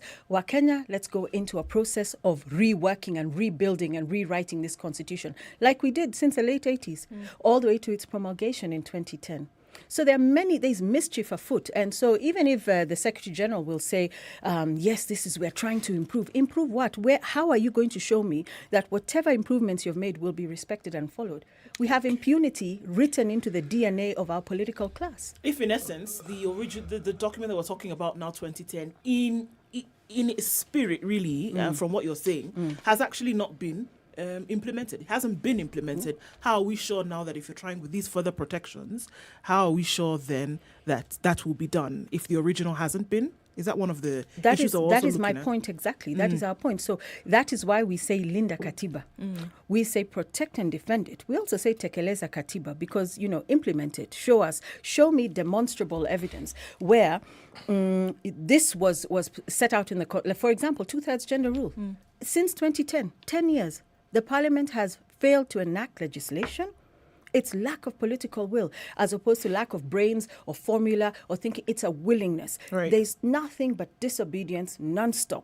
And if you can show me where you tried to implement, it did not work, and therefore this amendment that we're introducing will enable us now to implement. Show me. Well, show me where it is. Political processes go through any such rigorous process. Good no, point. it is spoken, and then abracadabra, it is done. But remember, if we were to talk honestly about this, the idea of Linda Katiba is one of those ideas that one wants to cherish because it keeps that fighting spirit of ensuring that the Constitution is actually lived up to. You talk about it, you debate it, and we have the freedom. But freedom is something you keep fighting for. Now, where I have an issue is this. It's a discussion on social media. It is a discussion which in many ways appears to be elitist. And where you lose out as civil society is that when we change the Constitution, the process that galvanizes almost everyone within the society to be able to follow up. This particular thinking isn't doing that. So your narrative is drowned. It's an excellent narrative, but it is drowned. It isn't... Drowned by? It's drowned by the political noise. The political noise is... For instance, you talk about Linda Katiba. Let me juxtapose it for you. How on earth do you think that all these lovely points about mutilating the Constitution is actually going to compete with the narrative of you are getting more money, so more money is coming to you? Previously, we would get money, but it would never get to you. Some along the line, it would be hijacked. But now we're making sure that at the lowest possible level, this money gets to you. And it's guaranteed. And it's guaranteed. That's why we're putting it in law, so that it gives... Do you think such a narrative, it doesn't matter what else you say in between, which one do you think is going to trump the other? You're absolutely right that the political noise, in fact, before we even go to political noise, let's talk about narratives that the Fourth Estate are being tempted into or are already pushing and peddling around this, the face of no versus the face of yes. So we are immediately put in an oppositional space. And once you're there... Are you put really, or are you actually there? No, we are there, but we do not define how we are put there. That's why we're talking about it. That's why I'm here. Okay. The definition is then provided by the political class and the purveyors of fake news, and there are very, very, very many of them. For example, the idea that this is elitist. When you think about Linda Katiba, you have political parties, at least 3 represented there. In Linda Katiba. You have NAK Kenya, you have Ukweli Party, you have MDG. For example, I'm who are MDG again? Not the Millennium Development. So if I were to associate, you'd have Daisy with MDG, Boniface Mwangi with Ukweli, and Martha Karua with NAK Kenya. Me, I'm agnostic, and I've voted in various places over the years. The point I'm trying to make is wako mashinani. If you look at NAK Kenya and its presence in Northeastern, so even as we are working and as the noise is drowning out the sounds of our working, we are on the ground, pole pole. Now, listen, this political class pushing yes has massive machinery and mechanisms and billions of shillings behind it. And so it's already a limping, if you say today, let's take Linda Katiba Mashinani. By the time we have cobbled together our volunteers and our network of supporters, and thousands have signed up, by the time we get there, see, the counties have already approved. All it needed was the president in Sagana to say mtapewa ka grant. Next thing you know, 30 counties in the alacrity with which the speed with which they moved to pass this the amendment bill was shocking. So what I'm trying to say is, even though we almost appear to be on the back foot because a narrative is being pushed by the political class, the purveyors of fake news, you should see the things that are being said about us. And if today somebody wakes up and says Cherotich is a medical doctor, and you say it long enough, and you even explain what school she went to. You even have photos of me operating on someone. All you need to do is post my face, in a lab coat. In a lab coat. With a stethoscope hanging around your neck. Yes, and then before you know it, I'll be called Daktari. That's what the fake news purveyors do. Think of 2017, when they had this massive campaign against NASA. You remember the images of Right Honorable Raila Odinga, and you see fire burning, you hear that ominous music, the Cambridge Analytica style, transforming him into this prophet of war. They did an excellent job, didn't they? I tell you what, they did. But see, the elections were still nullified. So there's another story there around process and procedure, which is what the High Court, the 5-judge bench, advised when they gave the conservatory orders to stop the IEBC from proceeding with referendum preparation. They said, we're not stopping the legislature, keep doing what you're doing, but we're going to scrutinize your process. It's about form, it's about content. How did you do your public participation? How did you do your civic education? So even when you think of the nullification of the elections in 2017, see, it was on process. It was process. It wasn't somebody said they didn't even have proof of rigging. Anyway, those servers have never been opened, so we don't know. But what I was trying to say back to those the servers elitist, will never be they will open. never be open. But it's an open secret also because people know who won and who didn't win, etc. But back to what you were saying about the elitism, this is also the narrative that's being pushed. But if you want to say the middle class... Is it really just a narrative? No. But if you're going to say the middle class are not entitled to debate the Katiba, simultaneously or alongside Mashinani and everybody else, what are we saying? That the middle class, if you have a discussion that involves the middle class, who listens to Spice? Who listens to you guys? If we're not having the middle class also becoming in a way the conscience of the nation and a group of people who robustly engage it because perhaps they might have the luxury because they didn't wake up at 5 a.m. to go and lima a shamba. Why are we saying the middle class should not have this debate? But who's saying that? Gerald, Okay. Break. 27 after 7. This is Kenya's biggest conversation. Charity Tay is here. She's an active citizen. She is among the faces of the Linda Katiba movement. And the Linda Katiba is the no side of this whole story, right? Yes. Yes. They are saying no to BBI and all the amendments, proposed amendments to the Constitution. Good morning. Let's take a break. We'll be back shortly. This is the Situation Room, the only way to start your day. Spice up your life. Spice FM. Hey, it's getting hot in here. The media has greatly contributed to the moral rot that we experience in this country. I remember a senior politician telling me, point blank, nobody steals in the field, it's stolen in the granary. So my friend, if you're going to win an election, jipange kwa granary. I think we are suffering from Stockholm syndrome. Our violator and abuser is also our redeemer in our mind. The whole political class, the whole political institution is rotten. It is based on ideals that cannot progress our country forward. This is the Situation Room, the only way to start your day. Japan, biotechnology, yes! Hey, Samuel, are you into business now? What are you importing from Japan? Knowledge! I'm going to study biotechnology in the best university in Japan. I applied and ta-da! Japan? Yes! You will have to first learn Japanese. No, my friend. They have more than 850 courses that are provided in English and very affordable. Hey, how do I apply? Kuja Osome Japan. Study in Japan Global Network Project brings you an opportunity to study in Japan. Log on to www.studyinjapan-africa.com and apply to study in Japan with over 100 universities providing cutting-edge science and technology courses including the field of robotics, artificial intelligence, AI, environmental studies, information technology, and many more. Not only postgraduate but undergraduate level is also covered. Mention our course, you will not fail to get it. Visit our website today on www.studyinjapan-africa.com. All right, sunny morning in Nairobi, 17 degrees. We're going highs of 27 today. 25 will be the high in Nyeri. It's sunny at 12.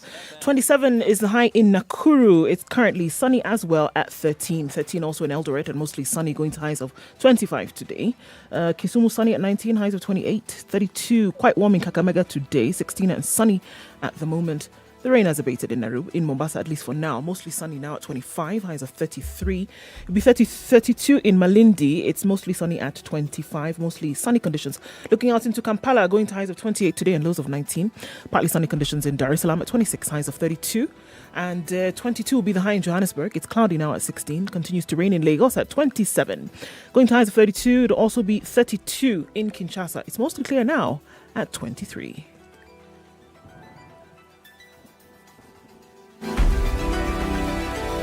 Spice FM. Spice up your life.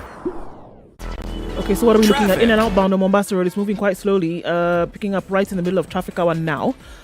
Getting out to the Huru Highway roundabout there at Nyayo Stadium onto Huru Highway into the CBD. Slowly moving all the way through to Westlands. Outbound Westlands, also some traffic, guys, for anybody who's heading out of the city.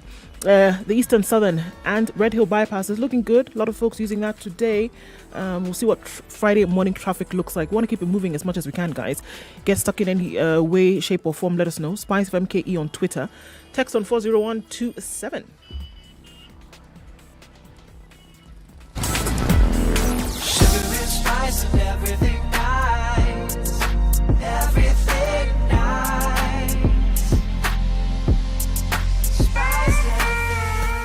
spice up your life.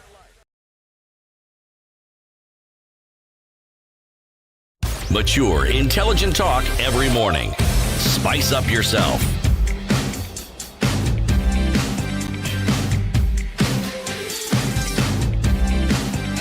All right, Mornings it's done 9 right. minutes to 8 o'clock. The conversation continues right here in the Situation Room on Spice FM, on KTN Home and online. In the room, you have CT Muga, Eric Latif, Nduoko, and the naysayer, Cherotitse.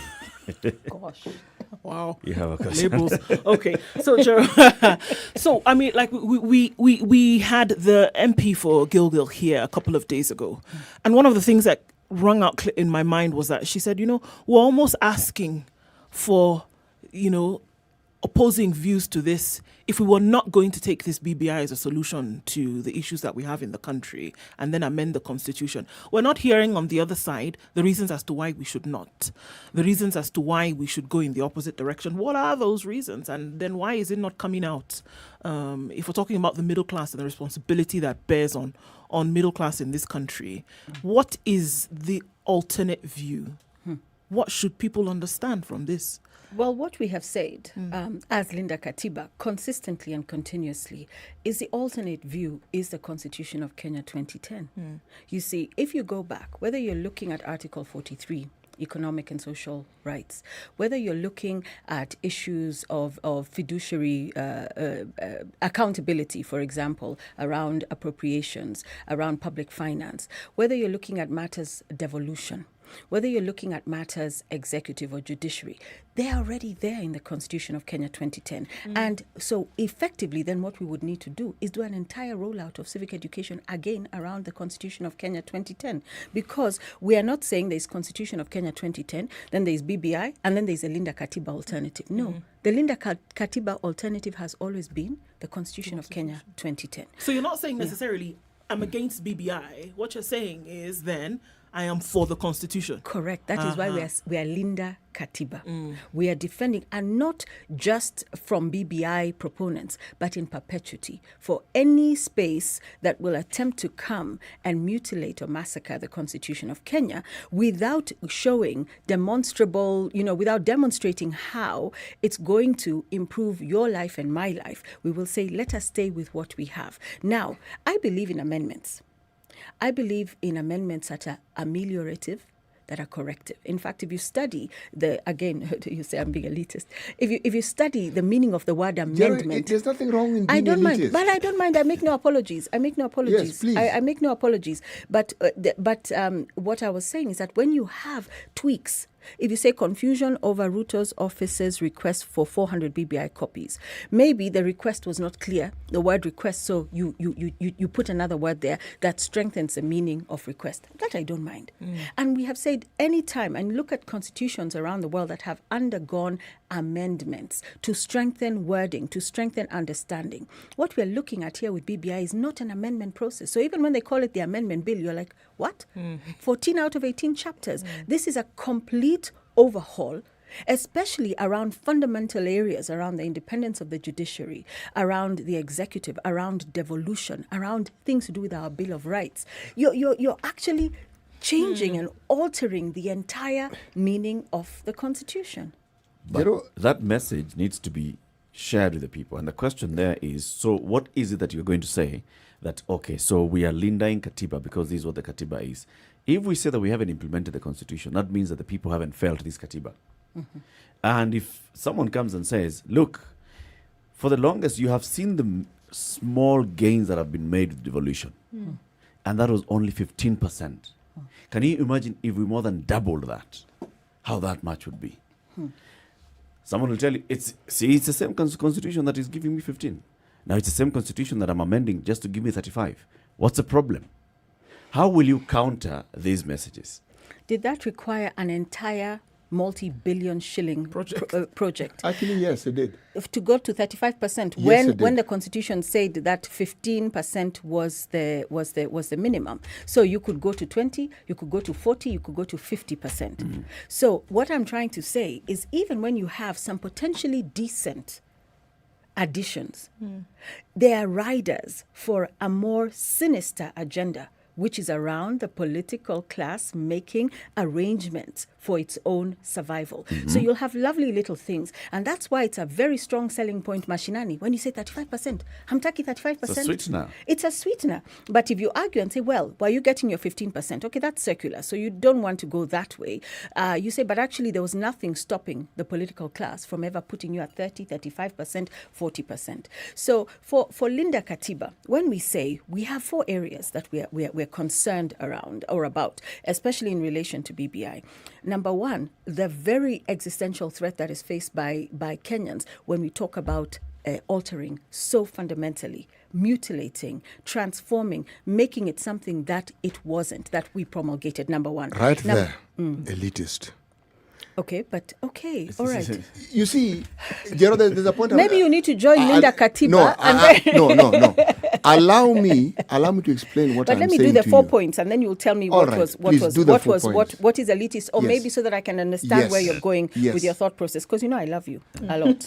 So it's the when someone tells you.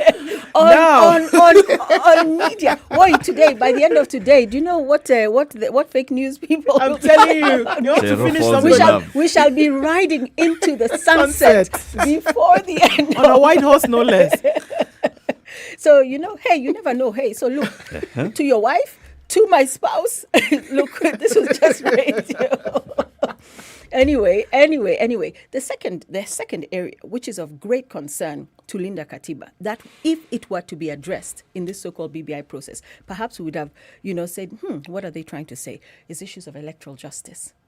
Electoral justice has not been addressed. By rearranging the players in the commission, or by altering this or changing how the commission can select, or insisting that parties adhere to certain lists, etc., has not altered the fundamental point of departure for all Kenyans, which is electoral injustice. Why do people fight? Why did people fight in 92? Why did they fight in 97? Why did they fight in 2007? Why has there been tension in 2013? Why did we have the violence in 2017? Electoral injustice. Number 3, a massive issue that this regime has been incapable of addressing: corruption.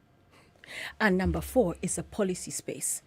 So a lot of the things that even BBI is proposing that would have improved the lives of Kenyans, why didn't they do it within the framework of policy and policy transformation or enactment? That's why we have a legislature. But instead, they're taking us down an entire repeal process. So those are the 4 areas. It is, do not touch this Constitution of Kenya 2010, because that is where the threat lies. We will not have this progressive, wonderful document. Number 2, that we have not addressed the issue of electoral injustice.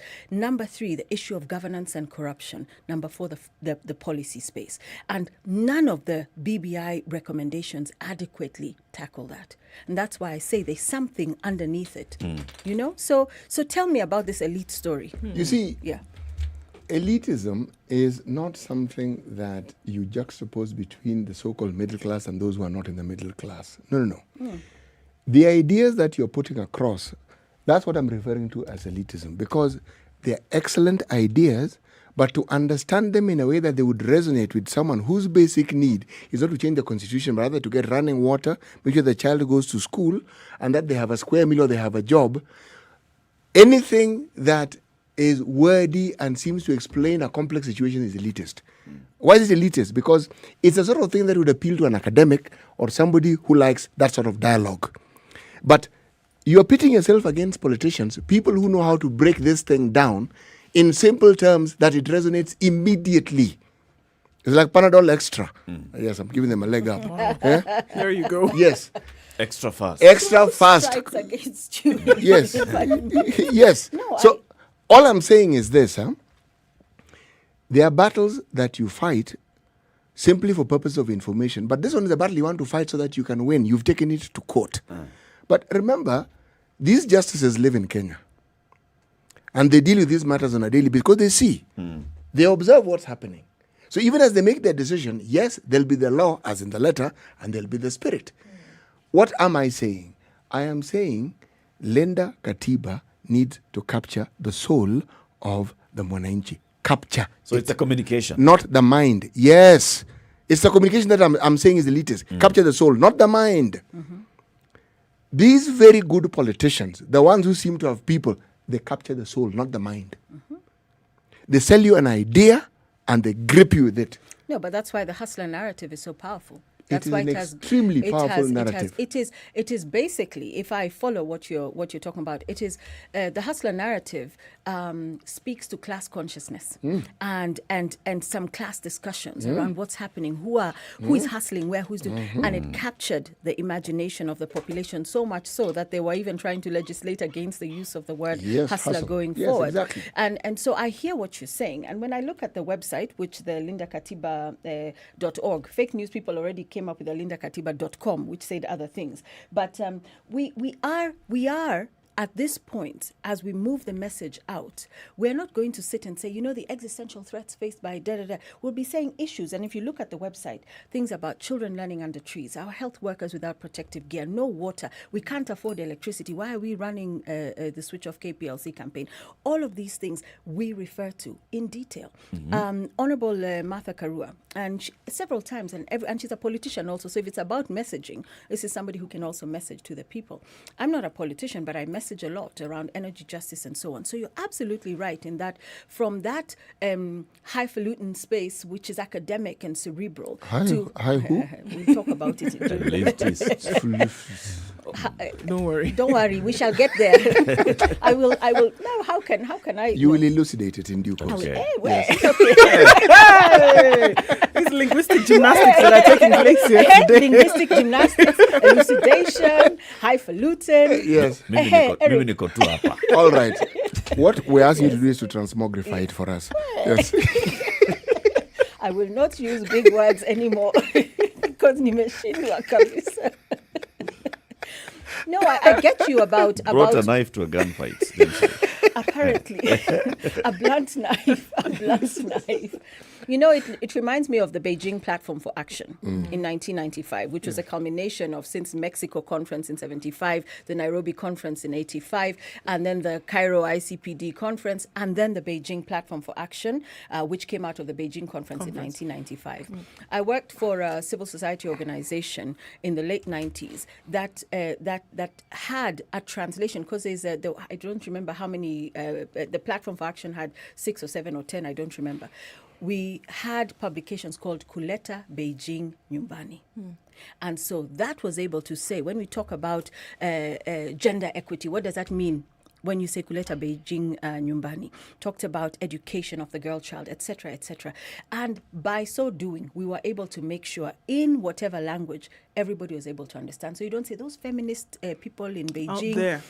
They are bad people, they are not good women, they are divorcees, they are this, they are that, and so on and so forth. To actually saying, what is the Platform for Action and what does it mean for me as a mama somewhere in Isiolo trying to survive and trying to educate my children, trying to avoid violent situations, or even interested in public life and leadership. So you're right that it has to be domesticated. It has to be given a language that can be heard. Not just heard, you hear words but you don't understand, but heard to the extent that people say, this is why I must say no. I like your analogy, but you see, let me further my argument a little more. Okay. See, if you have women fighting for the cause of women, it's women fighting for their own cause. If you can get men fighting for that cause, it becomes an extremely powerful There tool. were men as well. Yes. I said it becomes an extremely powerful tool. When you have sitting politicians already have positions fighting your cause, not people who've been in politics. What I'm saying is that's why I referenced it to the movement that brought about this Katiba and how they were inclusive, how over time they included very many people. So people who are actively in politics, members of parliament, people like that. I am saying this. I understand these things take time. It's not that I don't understand it. But I also understand that narratives and perceptions are what people take as their reality. And if you do not have a tool for fighting it, then irrespective of how good what you're trying to put across is, it will not have the desired effect and hence results. That's really what I am saying. I hear you. And luckily for us, the tools are there. The tools are there with Linda Katiba. And this is why you see such heavy opposition, derision, whatever you want to call, against. Because if Linda Katiba was a little inconsequential little platform somewhere with some few civil society noisemakers, would have been ignored. No one would take the time and the energy to rebut us, to fight us, to spin narratives, to spread fake news about us. So we do have that. We are working with a massive network of women. I'm not saying men are not there, but through the National Women's Steering Committee, there is a massive outreach and network of women around the country who are being sensitized, who are spreading the word there in Turkana, in Lamu, and so on and so forth. So it is there. And maybe perhaps it is to disabuse Wakenya of the notion that we are sitting in some place discussing and we never take it to the ground. It's on the ground. It's on the ground. And it's also here. We should have a simultaneity of conversation. Felt on the ground? It's on the ground. Yes. Where? Which ground? Which ground do you want it to be on? On the visible ground, not underground. What is visible ground for you? Where I can see visibility, I can see the pro-BBI people on the ground. I can see, I can hear them. You not just on in the mainstream media, even on social media. You will see people talking about the BBI and what they think about it. You'll also see people talking about against the BBI, but from a political angle. The Linda Katiba vibe is what I haven't felt. Well, you will feel it, and you will continue to feel it, because we have launched, that was a couple of weeks at the beginning of this month. So 1st of February, we had the official launch. You remember on the 30th of November, we had the announcement where we said we are Linda Katiba, and we're going to get into a program of action, and we're going to fight to protect and uphold and maintain the Constitution of Kenya 2010. On the 1st of February, we launched. Of course, people said, why did you launch in Serena? We're also not silly. We launch in a place that is symbolic, because that's where even that's a Kofi Annan meetings took place there. Also, if we're going to be disrupted by cops, where will we be disrupted? So we also have strategic reasons why we launch and hold our meetings in certain places, but we don't hold our daily meetings there. So there was that. Then there's been the sign up. Go to the website. You please sign if you haven't signed to Linda Katiba. And then we're popularizing it. We have our networks in various counties across. Obviously, you will not hear Linda Katiba the way you'll hear BBI, because as I mentioned, the machinery, the resources, the use of yours and my taxpayers' funds, it's in full swing to popularize BBI and to make sure everybody knows why this is such a good thing. The head of state himself, who should be focusing on his legacy and retirement, is busy out there pushing for BBI. Let me ask you a different question, Yes, Jero. yes. Okay. What efforts have you made or are you making to bring in people who are already in active politics, their MPs, their MCAs? Are there people who support this Linda Katiba? Yes, you're going to quote Kivuta Kibwana. Yes, I understand he's already there. Who else? He's already where? He's gone. He's not a member of Linda Katiba. Oh, no. His pronouncements and the position he has, Linda Katiba position. For the longest time, even when his county voted, he himself said categorically, look, I represent these people. And if this is what they're saying, now there are those who want to interpret as they see fit. But I'm going by what has been attributed to him.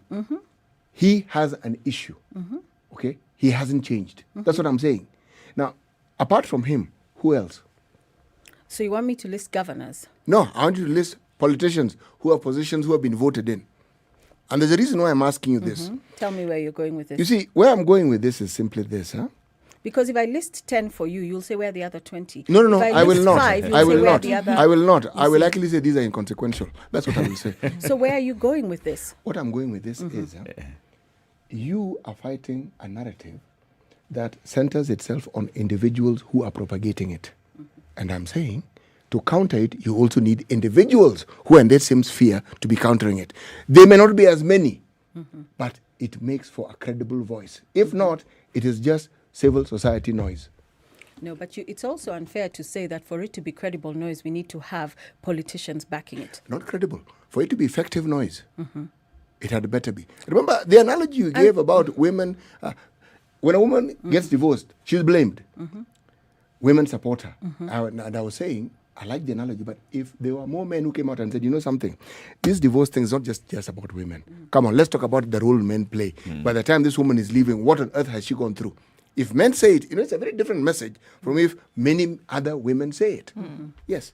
You see, what I'm wondering is whether we're heading into a fanatically obscure space where at one point, if we say, okay, we're in 47 counties and we have reached 400,000 people, or we have 16 politicians with us, or we have 10 governors with us or against us, there'll still be and what about, and what about. So my issue is less about how to get the political class to back or support or defend Linda Katiba, because don't forget, every single politician represents a political interest. And I have not seen, for example, the deputy president come out clearly and say he is for no. Although fake news purveyors would like to say that we are his civic front working quietly in the background or loudly in the background for him. Jubilee Kieleweke is very clear. They're pro-BBI. ODM is very clear. It's pro-BBI. When you see the headlines with all the gentlemen who stood there in State House, obviously they're all pro-BBI. Gentlemen, actually, yes, that's true. It's all gentlemen. And- Okay, and there's one lady, charity. one There's lady. charity in Gilu. Yes. So I do not expect necessarily to have politicians go against their party line and start fighting. That would be wonderful. For example, my very good friend, Professor Kivuda Kibwana, who I've known for 20-something years, if he said, as he said on television the other day, he said, my county assembly voted yes. The people said yes to BBI. And I am a Democrat, and I go with what the people say. Well done. Well done. I don't necessarily, he said the other alternative would have been to resign. That's what he said himself. I quote him, said that would have been the other alternative. So what are we going to see? Widespread resignation by governors, members of parliament, senators who don't agree with BBI? As it is, people keep taunting the deputy president and saying, resign, step away. All of you who are, see, you leave and you form your own thing. So I will not count on the political class necessarily to step forward and take a firm stance in defense of the Constitution of Kenya, because ultimately, let's look at the deputy president. If BBI passes or doesn't, no skin off his nose. If BBI passes or not, even for Right Honorable Raila Odinga, no skin off his nose. So why would they come out in defense of? So this becomes really a civic action where we're going to, as you're saying, you have the academic discussions, you have the mashinani discussions, you domesticate it, you take it to the people. This idea of leaving the conversation about the Constitution at that level of politicians and the elitist academic types, for me, does not fly. So where do we see the action now being taken? Because as we would look at it now, it's going to referendum, whether we want to, whatever we want to say, it's going to that point. So with all the work that's being done here now, are we seeing now the action being taken at the point of referendum? When we are saying Linda Katiba, making that decision is how you will actually show that you will be Linda in Katiba. Yes, so you see, for me, the biggest issue here, Ndu, is electoral justice issues. So we're waiting for the 5-judge bench to hear our matter on the 17th of March. And it's consolidated. I think 7 cases have come together. Right. There's also a very important matter, which is the issue of the diaspora vote, and a Supreme Court ruling that came out clearly in 2015, and a Court of Appeal a ruling as well, which ordered that the diaspora be registered to vote. So there's that other matter in court as well, saying whether we are for BBI or against, you cannot disenfranchise us as the citizens of Kenya, wherever we are all over the world. So there's that. And then there are the other matters before the 5-judge bench. Now, once that is heard, we will respect whatever judgment and ruling comes out of it, and we will see what next to do. So we have had systematic movement. First of all, there was the announcement of BBI. For years now, you've heard me talking about BBI. Linda Katiba became this amalgamation of individuals who said we cannot stand by and watch the Constitution of Kenya being mutilated. There's also Kongamano la Mageuzi also that have come out and said Tekeleza Katiba. They are more of a political formation. We are a civic formation, but our objectives and our aims are the same. Then we moved into spaces where IBC said we want observers for the verification exercise. I'm an observer. We became observers as Linda Katiba. I have my pass, and we went to see what was happening in Bomas. Meanwhile, we have our court matter. Now, as we continue on this highway, we might get to the point where the 5-judge bench says, actually, our advisory is that things can proceed as usual. Now we move to where you're saying the referendum. See, they're saying here they expect the referendum to be in May. Kwani, they have a crystal ball to see what the 5-judge bench is going to decide. Yeah. But let's say we get there, how do you know that your yes or your no will count? Will count. That is the fundamental question. Servers that remain closed, the same contractors that printed are the same ones being brought by IBC. IBC is in disobedience of Supreme Court orders around voter registration for the diaspora. How are we going to say that the no's have it or the yeses have it? We don't have, for sure. We don't for sure. have electoral justice. Let's take a break on KTN Home. 4 minutes to 8 o'clock. This is Kenya's biggest conversation. We're on KTN Home, you're on Spice FM, and we have Charity Tse in the studio explaining to us Linda Katiba and the program of activities now as we go towards sensitizing the people on why to vote yes or why to vote for no in the forthcoming referendum. Okay, so we'll be back shortly. Keep it right here. This is the Situation Room, the only way to start your day. Spice up your life. 87.9 Spice FM, Mombasa. We'll be asking people to call in and give the feedback to what you've said. On what you're working on, what the Linda Katiba movement really stands for.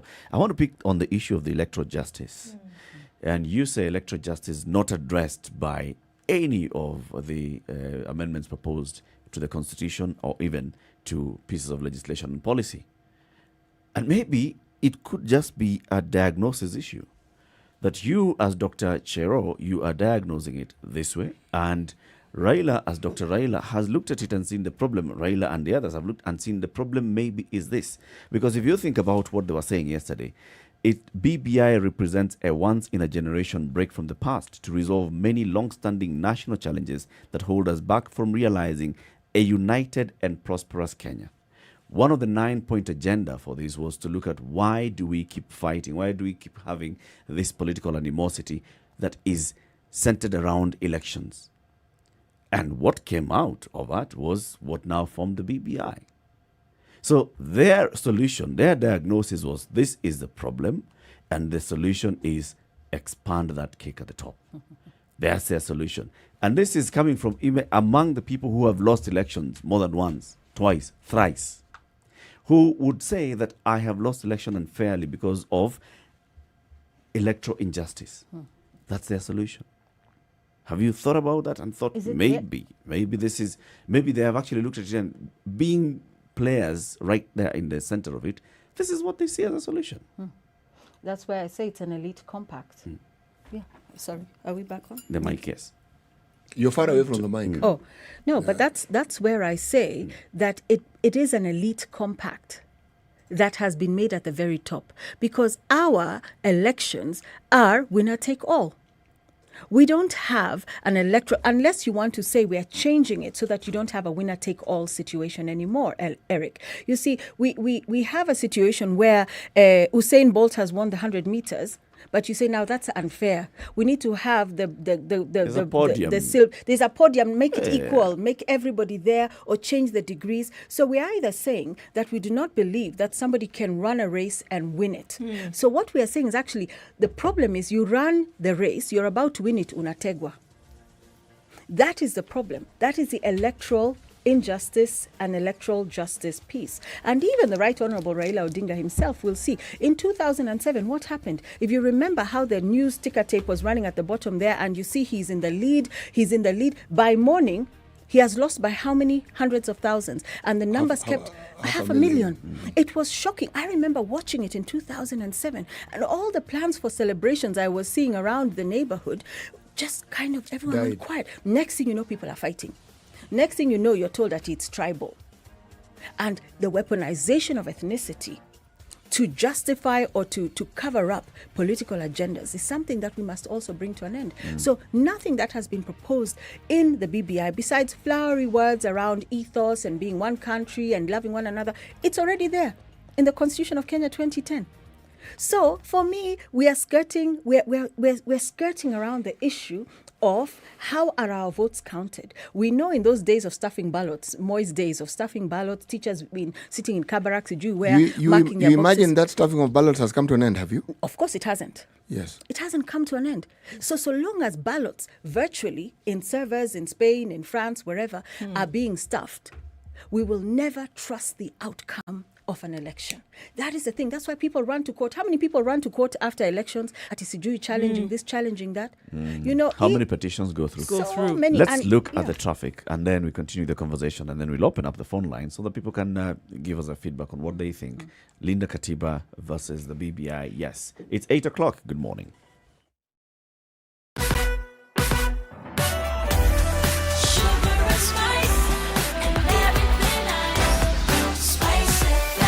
Spice up your life. 102.5 Spice FM, Kisumu. Traffic. Okay, so Mombasa Road, tight coming out, going towards the Nyeri Stadium roundabout. That's what we're looking at now. Traffic disruption on Peponi Road, Westlands today. We know that Kura is working on the Peponi Road section. That will not today. We're looking at from Tuesday, right? So we need to look at that. And some demarcation has already started happening from today. So that's what we're looking at, all right? We're not looking at any roadworks until Tuesday. And it's going to last that for at least 3 months. But demarcation has already begun today. So it slows things down considerably. And that's Peponi in that area. All right. We don't have too crazy traffic around the city today. It's building up on Jogo Road and then out towards the stadium roundabout, out on Landis Road, out into the CBD, slows down some. Uhuru Highway through into the CBD and out towards Westlands. Also, that is slow. Coming off Langata Road is looking a little bit better. Traffic is outbound today, however.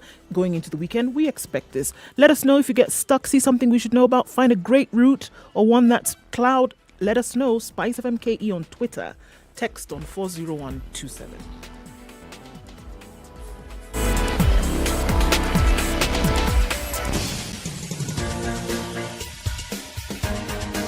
This is The Situation Room, the home of hard-hitting political commentary and penetrating insights about the state of the nation. This is a talk radio experience like no other. The Situation Room, a place for hard truths, debates, and elevated conversations. The Situation Room, witty, political, engaging, deep, controversial. In the room, we have C.T. Muga, researcher, academic, seasoned political observer, a fountain of wisdom in these politically uncertain times. Ndu Oko, Nigerian by birth, Kenyan by choice, communications expert, Pan-Africanist, a truth seeker and believer in people power, and Eric Latif, agent provocateur, the man in the chair, seasoned journalist, news hound, a man who believes in punching up, not down. This is The Situation Room. It is 3 minutes after 8. The This is only Kenya's way. biggest conversation, The Situation Room, live on Spice FM, on Spice FM online platform, Spice FM KE, YouTube, Facebook, and Twitter, and our website, www.spicefm.co.ke. We're also live on KTN Home for the next 55 minutes or so. City Muga, today's proverb. Better little than too little. Better little than too little. See, hear that? Take what is there. Better Linda than Linda Katiba. Many comments on social media, and we'll be opening up the phone line 0719-012-600. Linda Katiba. Cherotitse says, Linda Katiba, vote no in the referendum, no to constitutional amendments, and preserve the Constitution of Kenya 2010 as it is. Make sure it's fully implemented as it is. Julia Kagituju responds to you on the issue of bringing the politicians. If you bring in politicians, they will hijack Linda Katiba, and before you know it, they have been bought and they'll trump on it. They're very cheap, and they only stand for the highest bidder. That's what she says. Bring in those politicians that you're asking about. Actually, you see, we've wholesale condemned the entire political class. The ones you want to see. Actually, those ones that have when clout. I say include them, see, there's something called influence peddling. Okay, when you have something as important as this, you really want as many people as you possibly can on board. There are people who will dog whistle on your behalf and talk and say, folks,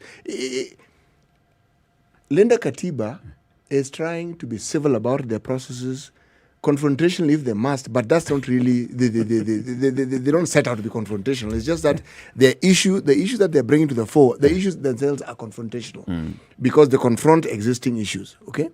But I am saying, A multi-pronged approach to achieving an end doesn't harm anyone. Doesn't hurt. That's really. Let's go to the phone lines. Yegon is on the line. Yegon, good morning. Yes, good morning, Eric. Good morning to you. How are you and where are you today? I'm still in Andy in my list. Okay. Yes. So, respond to Cherotich say. Yes, I want to respond to Cherotich. Because personally, I see Linda Katiba initiative as the timing is wrong. Where were these people before? It is now 8 years since the 2010 Constitution came into work. These people during the first time of Uhuru Kenyatta, they did not demonstrate that this Katiba is not implementing the 2/3 gender rule. Until the other day when Maraka was trying to push, even them, they did not join Maraka. It was just the LSK. We didn't see the civil society and this team of Linda Katiba. If you see the section that Cherotich is complaining, it's the sections which even today, the CAS are not being vetted by the government, by the parliament. In the current constitution, we don't have the assistant ministers. Yep. We just have the minister, PS, and the CAS. Now, the BBI is amended in a way that we will have the minister and the deputy minister. Both of them are being vetted by the national parliament. Now, the principal secretary will be now acting in a capacity which the CAS is now acting. Doesn't need any form of to be vetted, because at first the BBI says the president shall appoint somebody who has been proposed by the Public Service Commission. In this BBI, the Public Service Commission, the appointees are being vetted by the parliament before being brought in there to work in a commission. So there's some form of vetting that's going to be there for PSS. Yes, there is a form of vetting. And I don't see any way that the Linda Katiba team should be demonstrating about this one. Okay. Yegon, thank you. All right, let's hear from Teddy. Teddy is in Voi. Good morning, Teddy. Yeah, good morning. How are you? Very well.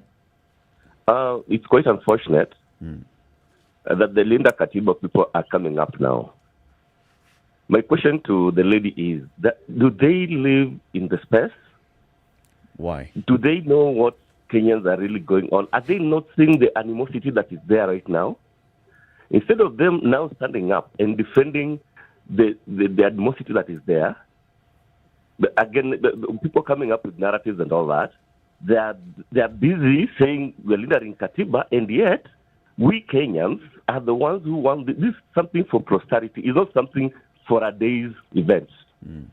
So it is my undertaking that the Linda Katiba people should actually sit down, observe and see what is happening in this country, see the animosity that is there, and let them stand and defend the animosity that is there. Not to Linda Katiba at this particular point in time. Well, the BBI is very clear in the way it has been structured and the way it has been stipulated to help the Kenyans for posterity, not an individual or an organization, for that matter. Okay, Teddy. Thank you very much. Have a lovely day in Voi. Come back to Nairobi and Lavington. Kariuki is in Lavington. Good morning, Kariuki. Good morning. I would like to laud Cherotich for what she's doing. I don't agree with one of the callers that the timing is not opportune for her. I think it is. I think Muga is the one who is fond of proverbs. There's one proverb that says, it is better to strike a light than blame the darkness. We've seen Cherotich doing that against KPLC, the darkness in KPLC. She's doing the same on the Constitution, and I think the timing is right. She's doing a great job. You can see that in the circumstances of her pronouncements. I read her body language and I see a woman who is really committed. So I would like to laud her and encourage her. Let's not bash her. Okay. Elitist, use words like elitist. I think she's doing a good job. Her cause is noble. The tax have another saying that no matter how far you go on a bad road, turn back. So Cherotich, don't be discouraged. The timing is right. Keep on doing what you're doing, and that's the reason why I was calling. Thank you very much, thank Karaoke. you. Thank you. Enoch in Bomet, good morning. Good morning, too. How are you today? I'm very fine. Linda Katiba or amend the constitution?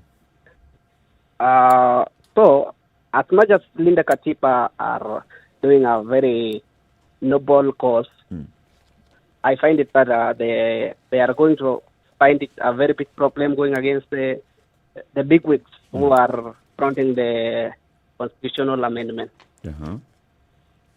What's so wrong with the BBI amendment is that there is no clear roadmap and framework to solve perennial electoral chaos every 5 years.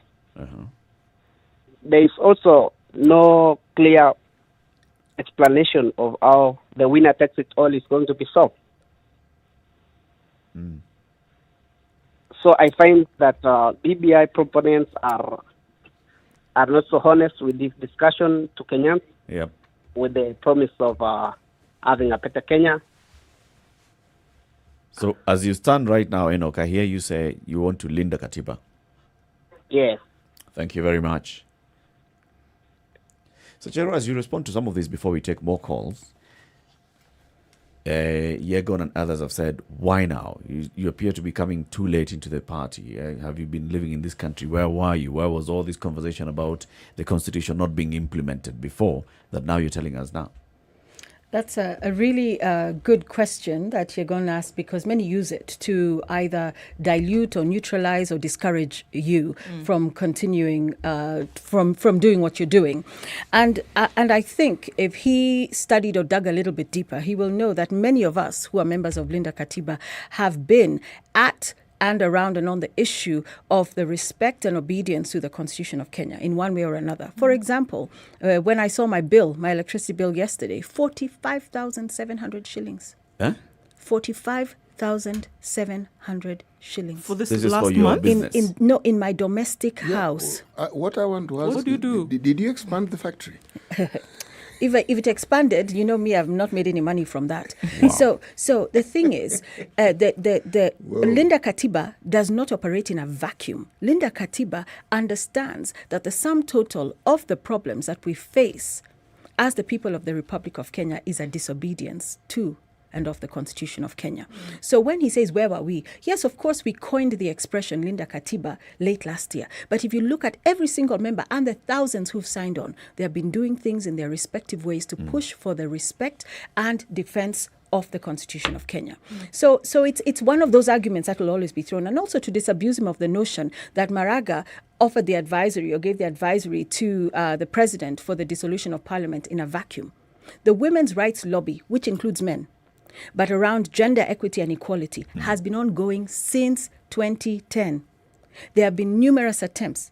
There was even the Duale bill that was quashed. There was a Green Amendment. There were all kinds of things since 2010, to the extent that by the time LSK, representing the exact same interest, the lobby, the National Women's Steering Committee, all the groups that have been very, very busy with the implementation of the 2/3 gender rule, that by the time Maraga issued that advisory, it was based on a series of jurisprudential action over the years, to the extent that he said, now, this is complete disobedience and they're in abeyance and they ought to be dissolved. So when people come out like that, they have not done their homework. But I understand not everybody has time. I don't know, somebody might tell me something that I've never heard of or haven't read, but you can be disinformed and told, aha, watu ni manoise maker.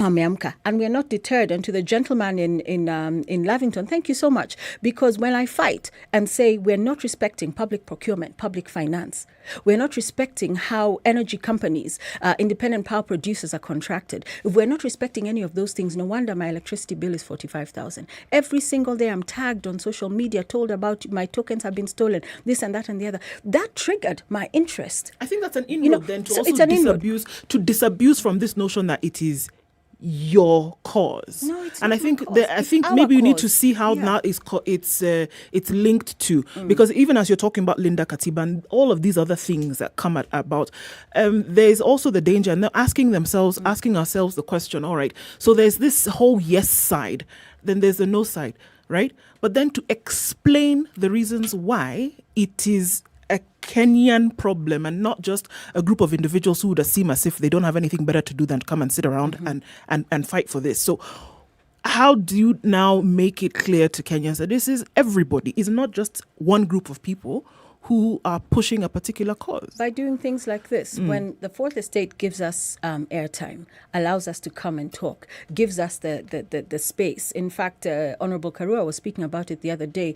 Whenever you find yourself on television panels, it's 3 people who are pro-BBI and 1 person who is anti-BBI. So we said also when the Fourth Estate begins to create that space that we can talk about it. And also you're very right, Ndu. When people think we're strangers in Jerusalem, we are people who live in a bubble and a cloud somewhere and we don't know the reality on the ground. If I begin to tell you about my realities on the ground, you'll also feel sorry for me. And whether it's having a 45,000 shilling electricity bill or somebody in hospital who is, everyone is turning to you and saying, Kuna Harambe, this person has died, even they're not releasing the body until we have paid this bill, and so on and so forth. The minute we start domesticating and saying, yeah, it's not that thing called Linda Katiba. Linda Katiba is me, because everything I'm suffering in this country right now, whether you're a big business person or the big hustlers as they're called, or the middle level hustlers or the smaller level hustlers, the wheelbarrow pushers, etc., etc., everybody is struggling. Yesterday, my rider calls me just outside Kamkunji police station. He says, Madam, nisaidie, nimeshikwa na police. I said, na kanjo. I said, what were you doing? He said, nothing. Somebody was handing me a package, and they told me now they want 10,000 bob, or they are taking away his bike. So it is that type of thing where I talked to him and I said, who are these guys? I even have a photo of those Kanjo guys.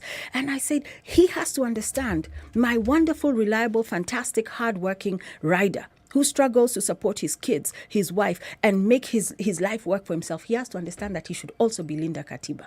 Because if there was Linda Katiba, protection, defense, implementation of the Constitution, this type of bribery, this type of harassment, so people could live their lives, make their money, survive.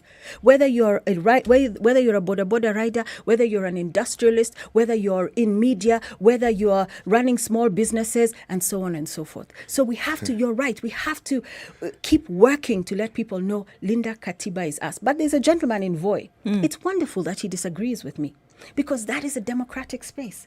So part of the civility that we should be exercising, but there's also a resistance piece. City, I agree. There's civility that must be exercised. That's why when they saw the photo of Chero and Right Honorable Raila Odinga, they were waiting with their cups of tea to see what type of abuses we'd start hurling at each other, because we are such a traumatized and bored population. We like to see people abusing one another. They hate the idea that we can be civil and we can debate. To the gentleman in Voi, that is wonderful. Now, let's go to the ballot and see whether my no or your yes will count. That is the bottom line, is if my vote counts for something. I want to differ with you here. But, okay, go ahead and differ. You see, instead of waiting for that ballot, why don't you make sure that you've given that ballot an adequate push so that your ideas are represented at it? But that's what we're doing.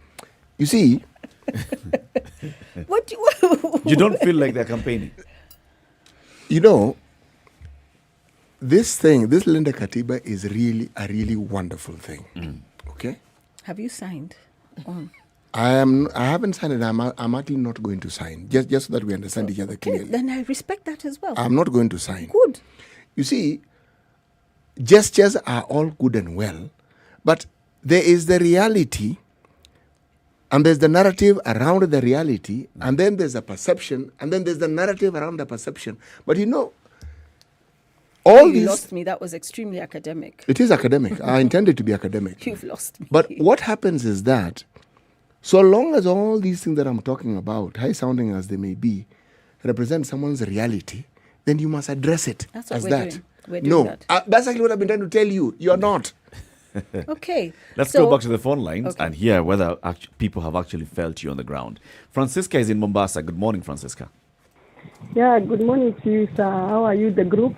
Very well. Very well, thank you. Yeah, I'm just here to contribute or to say something about what is happening right now in the situation room. Yes. What is the deal? You know, Kenyans, we are just down here, and we have a lot of problems here of health, of school, of corruption, of these people's VMCA, wanapewa pesa na whatever. Kenyans, we are just down here. Actually, you are just talking there. We are just seeing, we are so many people here wherever I am, as I've been telling you. So we Kenyans, we need people. The biggest problem of Kenya is corruption, and it is in a very high level. Just look at it. You are talking about Linda Katibas, Linda Nani, Linda Wakuba, Linda Minister, Linda Nini. You should talk about Linda sisi watu wa chini. Na kulinda sisi watu wa chini ni mambo ya health. Myself now, I'm suffering from high blood pressure. If I go to the hospitals, hakuna pahali naweza pata dawa. And I find use it on Tuesday we were supposed to go and queue for medicine. Nakwambia mama mwingine pale hivyo Kilifi alifaint because there's no doctor, there's nobody. And people are talking about Linda nini. Those people, I was born in 1976. The only people I've seen in my life in politics, in TVs for Kenya, ni hawa tu. Sasa wanalinda nini hao? Same group. It's same people. What are they lindering? So, Francisca, at this point, so there's the people who are talking about let's amend the constitution through the BBI, and then there are those who are saying we don't need to amend the constitution through Linda Katiba. We don't need to. So we don't need to. Will you participate in a referendum? Unajua hata wewe umesoma kama mimi. Sikuna kuanga na answer ya none of the above. Hakuna hiyo sasa kwa referendum. Sasa basi niko na yule mwanamke wa yellow pale hivyo. Huyo wa yellow, huyo yellow sema no. So tuko pamoja. Huyo ni Chebet ama Chebi ama nani? Cherotich. Afadhali hapo kidogo. Afadhali hapo kidogo juu hakuna maana ya kuamend kama vitu zenyewe zile ziko tayari. Asifanyi. Kwanza zitengeneze hizo mambo ya shule, hii mambo ya kuchoma shule usione kama kuna mambo ya kuchoma. Hizo pia zote ni siasa. You know, we need so many things to be kwanza. Yani zitengenezwe kwanza hizi ziko. We have other priorities. Tuache kuona the same people, the same politicians. We are tired of seeing the same people. We are tired of seeing Uhuru. We are tired of seeing Raila. We are tired of seeing Kalonzo. We are tired of seeing Mudavadi. We are tired of seeing these old Kasia. We need new people like you people who are just there because we see you fighting for us sometimes. Asante. Thank you very much, Francisca. Yeah. Have a good day. Ruben Kigame in Eldoret, good morning. Hey, good morning. Hey, Ruben. Morning, Ruben. Good morning, guys. How you doing? Oh, pretty good. Much better today. I mean, it's been yes, I am. Week, thank you. Yeah. So, Cherotich Tuko, and we are with you, and we are lindering Katiba. Now, I don't live in Nairobi. And so if you're talking about reaching the grassroots, I mean, I'm out here in Uasin Gishu and in our discussions, in our interactions, we are all talking about these things. And the need to ignore, all the noise that is coalescing around destroying our country. So we are talking. So you can't say it's elitist. Hapa chini tunaongea kabisa. So Cherotich, go on, and let me just say one thing very quickly, and that is, if you see a bus take off with a bad tire, you'd be stupid to insist you're going to arrive at your destination. And so, process is really important. The process, how we get to where we're going, is so important. And I just wanted to give a personal example. In 2010, I actually was leading the No campaign on this side. Now, why did I lead the No? Why was I against the constitutional process that time? Because the process was bad. Baba amesoma, Kibaki amesema, therefore vote this way and that way. The whole process was wrong. Why am I supporting the Linda Katiba now? Because the BBI process is wrong. The process is so important because when I listen to these guys say, why are you coming so late and so on? If a house is on fire, do you ask when the firefighter arrives? You fight the fire first. So this whole process is wrong. And by the way, Martha Karua and I in 2010 were against each other, if you want to put it that way. Yep. It was on the basis of process. I remember when we appeared on NTV, and I was with Koigi Wamwere, and there was Martha and Anyang Nyongo and Emilio Diambos and so on. The way the stage is set, and Lina Sky was moderating at that time, was you get this huge group of people to sort of storm the media so that you always have one narrative. But thank God that Spice FM, for example, you guys reach all corners of this country. And so if you were to say, Munafika Mashinani, yes, you do. And this discussion is getting right there. So charities, keep going. Thank you very much, Ruben. Niko Ndani. Thank you. Thanks, Ruben. Thank you very much. Keep calling 0719-012-600 and also sharing your thoughts on social media. Spice FM KE on Facebook, on Twitter and on Instagram. Time for us to take a break at 26 minutes after 8. We want to see what's happening on the roads and also look at how the weather is going to look like throughout the day today. And then we resume with Charity Tsei, active citizen who is saying no to the BBI process and says, Linda Katiba 2010, vote no at the referendum. This is the Situation Room, the only way to start your day. Spice up your life. Spice FM. Hey, it's getting hot in here. The media has greatly contributed to the moral rot that we experience in this country. I remember a senior politician telling me, point blank, nobody steals in the field, it's stolen in the granary. So my friend, if you're going to win an election, jipange kwa granary. I think we are suffering from Stockholm Syndrome. Our violator and abuser is also our redeemer in our mind. The whole political class, the whole political institution is rotten. It is based on ideals that cannot progress our country forward. This is the Situation Room, the only way to start your day. Japan, biotechnology, yes! Hey, Samuel, are you into business now? What are you importing from Japan? Knowledge! I'm going to study biotechnology in the best university in Japan. I applied and ta-da! Japan? Yes! You will have to first learn Japanese. No, my friend. They have more than 850 courses that are provided in English and very affordable. Hey, how do I apply? Kuja Osome Japan. Study in Japan Global Network Project brings you an opportunity to study in Japan. Log on to www.studyinjapan-africa.com and apply to study in Japan with over 100 universities providing cutting-edge science and technology courses including the field of robotics, artificial intelligence, AI, environmental studies, information technology, and many more. Not only postgraduate but undergraduate level is also covered. Mention our course, you will not fail to get it. Visit our website today on www.studyinjapan-africa.com. All right, sun conditions in Nairobi, 20 at the moment. It's going to get quite warm for Nairobi today. Highs of 27. We'll see highs of 25 in Nyeri. Sunny conditions at 16 currently. It's sunny around the nation. 17 in Nakuru. Highs of 27. 25 the high in Eldoret, where it's mostly sunny at 18. It's 21 and sunny in Kisumu. Highs of 28. Highs of 32 in Kakamega, where Mombasa will see 34 and Malindi 32. Kampala is mostly sunny at 21. Highs of 28. 32 the high in Dar es Salaam, where the rain has stopped for now. Mostly cloudy conditions in Johannesburg at 16. Highs of 22. Continues to rain in Lagos. 32 the high and lows of 26. And sunny in Kinshasa at 22. Come down to lows of 23. Highs of 32.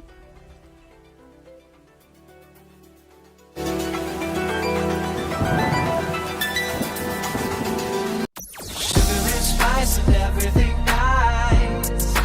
Everything nice.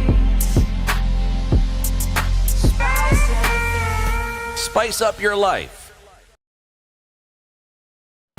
All right, the situation at the Museum Hill area is being described as horrific, bumper to bumper in all different directions. Management of that traffic is actually not doing really good right now. Mombasa Road is not too bad. Coming out to the Nyayo Stadium roundabout shouldn't be too terrible as trying to get into the city. Outbound, there's still some traffic and it still continues to build up, even right going towards 9 o'clock. Shouldn't be too terrible now. Kiambu Road, however, is still tight. Trying to join Muthaiga Square It'll take some time to get out of this one. Pangani Tunnel is moving, not at a bumper-to-bumper situation, moving well into the city. Wangari Maathai Road, your go-to road every morning, at least for now, it looks good. A longer way to get into the city, but will not provide too much in terms of traffic. Let's use that, shall we? Spice of MKE on Twitter is how you can get in touch, or text on 40127.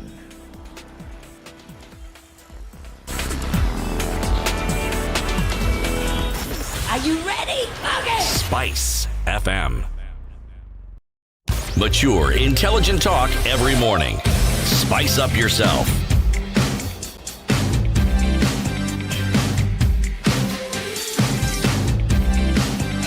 Mornings done right.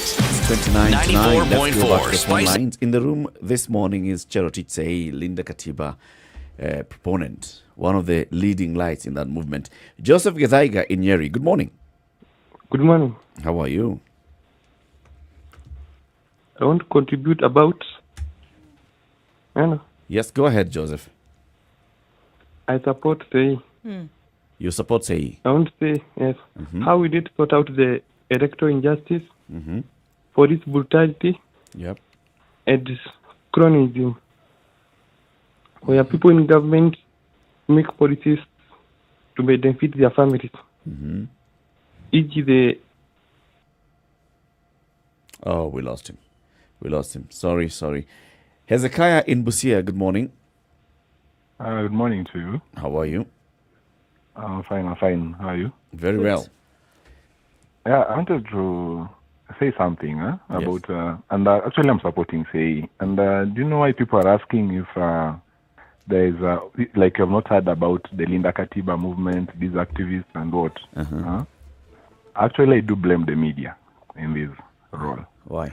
Reason being, you see, when the prime news comes in, the first thing you hear about is Ruto, Raila, Uhuru, who has said what, who about this woman in Kakamega who has beaten her husband because of Ugali. We don't really go to the specific things that are affecting Mwananchi. Like the journalists don't go down, see if this law is enacted, how will it affect common Mwananchi? How are the bills, how are the electricity bills nowadays?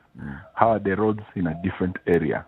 We have moved from people-centered, we go to the shows of. And if you give these people too much limelight, the politicians, that's why they thrive in. Let's take an example, Trump. Trump now, like right now, at least America is trying being moving. It's like they are now getting united. Why? Trump was shut down from Twitter, from Facebook. He's not moving those vials.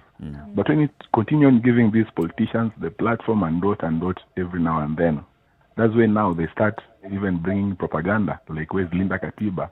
Where's what? And our main problem is we don't hold these politicians accountable. All right. And I believe it should start from the media, trimming down. Could I ask you a question, sir? Yes. Are you saying that we should deny people simply because they're politicians a fundamental right that is guaranteed to them in our constitution? It's not to deny them, to speak truth to what they are saying. Because most of them, they even come to the TV and they lie. And then we'll just keep quiet. Let me just give an example, a short example. Like today in the morning, I was watching another video in KTN, where about this KYEOP, about the youth. Yep. They're talking about having advertised something about business and what. And actually, there's been no advertisement. Like 10 or so people are tweeting the samples or calls. No one seems to have heard about such advertisement. So how come they're saying it has been going on?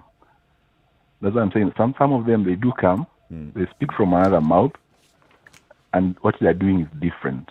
We can speak truth to what they're saying and highlight more, not what they're just telling us. Not go with what we should they're go saying. and find out the truth. Thank you, Hezekiah. Jimmy in Malindi, good morning.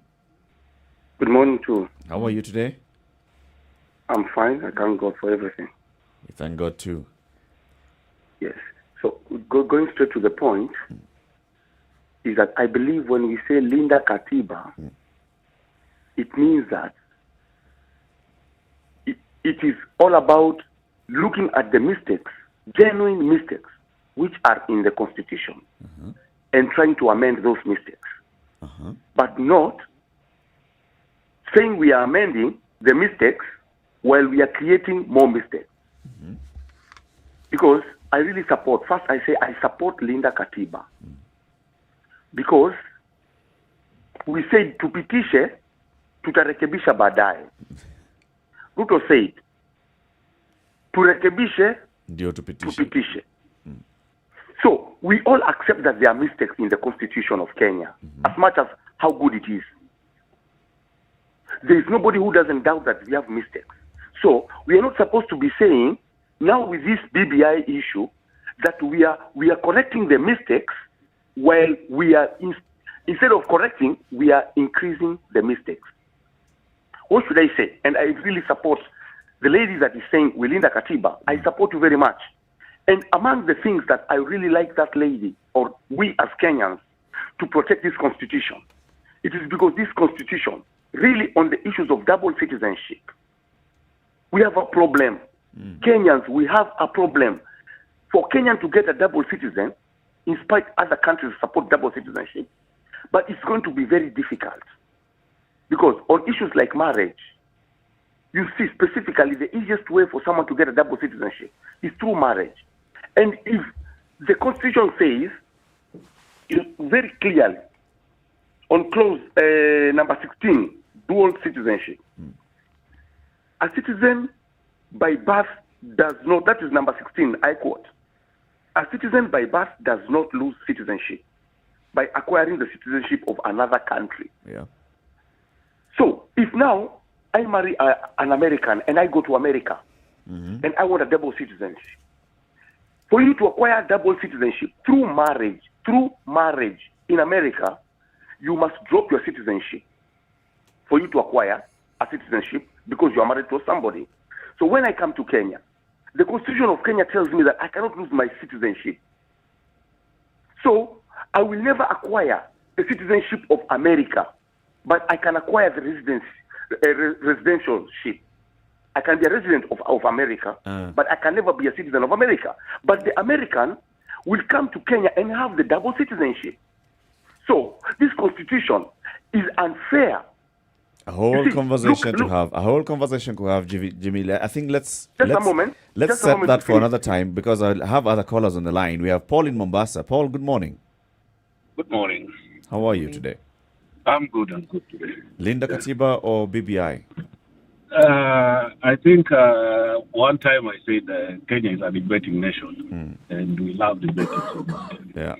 We are here again debating Linda Katiba, BBI. Another debate. Another one will come after this. So my point is, I think the only person I've seen Linda in Katiba 201 is Okio Mtata has been Linda in Katiba the best. He sees something, he goes to courts and fights in courts and tries to make things work. But these ones who are meeting in Serena and telling us they're Linda in Katiba are just reading to us things that we can always read. I don't see anything.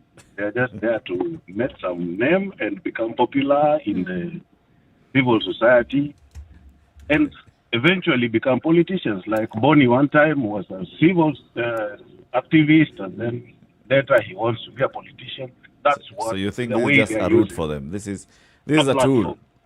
Yes, a nice platform for them to air their views and then get to politics and continue to doing that. I'm sure Cherotich will respond to that. Paul, thank you very much. Let's hear from Ezekiel in Kitale. Good morning. Good morning to you. Good morning. Good morning. Yes, it's this issue about Linda Katiba. Yeah. It's a very good concept. Except that Cherotich and team have to actually default Linda Katiba. So that people at the grassroots are able to understand what they are up to, how they want to do it, and what will actually be the deliverables from the Linda Katiba. Of course, I've been a supporter of PPI until yesterday. When you realize there is now some group of nations which are aimed at determining who will be the president 2022. And in this case, you see no change of the faces. It's a matter of they have been looking at you, now they want to look at the other side and still make you believe they are different people. In this case, the Linda Katiba issue is very important because the Constitution can actually defend the common mwananchi. And the moment we ruin it, we shall be ruining the lives of the common mwananchi. In this case, we should actually be in a position as Kenyans to stand and defend our Constitution. If need be for a change, then we should actually do it to strengthen the Constitution, not to water it down. Thank you, Ezekiel. Thank you very much. Thank you very much. Albert in Eldoret, good morning. Good morning. Good morning. How is the team? Good. We are well, thank you. Yes, I wanted to make my contribution in regards to Linda Katiba. Yep. I look at it to be very hypocritical for people who said no. Now they claim they are trying to Linda Katiba. After it has been passed is when you say you are lindering Katiba. How comes right now it has become sweet for you to protect it? Which people? People who said no are the ones in the Linda Katiba? Yes. I said yes. They opposed to Katiba, but right now they claim it is good, they want to Linda it. So they only wait until when something has been cooked, it's ready on the table, is when you say now you want to Linda it. Forgive me, I actually don't understand what you're saying. Could you explain it again, please? I'm saying... Yes. The so-called Linda Katiba team. Yes. They were in the no camp. In 2010? In 2010. I was in what camp? In the no camp. Absolutely no untrue. Camp. Is that true? So that's not even correct news. Yeah, it's not correct. It's not factually correct. But I hear you, sir, and I want to listen to what you have to say. Okay, not all of you are in the no camp. We have a few who are in no camp, and now they have joined you to claim that the Constitution right now, is, the way it was of 2010 is now good, that should be protected. There should be no change. Why? Change of tune. You see, if we go with that argument, then why is it that the people who are in the yes camp are the ones who want to amend that same constitution that they were campaigning for? How would you then put that argument across? It is because they said very well that we had some 20% that wasn't correctly done, so we will amend it. And amendments are always there. It is not Kenya who are doing the first amendment. Americans have done many amendments. So let us just do the amendments, and still, even after 2020, we will have another amendment. Amendments will keep on coming. But if we keep on saying that we follow issue of Linda Katiba, these people, there are many things that the government has not been doing, not following the Constitution. They have never been vocal. Why wait until this time is when now we have seen them parading themselves trying to say that they want to make to Linda Katiba. Let's hear from Chero on that. Chero, respond. Please. But it's, you see, part of the discourse is I listen to that type of criticism. And I respect it. That's his view. But, you correct where the facts are not in place, and he corrected himself. I think there's something that must be underscored. There's a difference between a repeal and an amendment process. Amendments, as I keep saying, are corrective. You're tweaking, you're strengthening. This is not touching 20% of the Constitution. These are 14 out of 18 chapters that have been touched, and more than 90 articles, or at least 90 articles. So this is not a simple amendment. Amendments always exist to clarify and to correct and to strengthen and to improve, not to remove an entire thing. And that's why they're doing the government, and we're also in court discussing whether they're legally or illegally using public funds to run what could have been a parliamentary initiative. That's why they're taking us down the path of the referendum, because there's no way they can get around the fact that some of the changes they are trying to make affect our fundamental rights as citizens, and under the Bill of Rights, we have a right to come and say yes, no, when it's independence of the judiciary, devolution, and so on and so forth. So I think we must correct that idea that these are just a few tweaks here and there. This is fundamental. That's why the 9-point agenda, the BBI process that started a few years ago after the handshake, continued. There was a first iteration of the report, then the second iteration, then the third. I don't know where we are now. I saw a PDF from IBC. We are going on. Are we going on? We are going on. Yes. So if it was such a simple matter, did we need a referendum for it? How many things could happen? But remember, there were quite a number of attempts since 2010 to introduce amendments, which did not succeed. Yeah. And so now we're in this space, and then we're being told this is small. But can I say something about Francesca earlier on? She really touched me. And she got the sense. At first, I thought she was saying Linda Katiba is, who is Linda? I finally understood where she was coming from. This is exactly, she is actually speaking to the heart of what every Kenyan is concerned about at their particular level. She is unwell.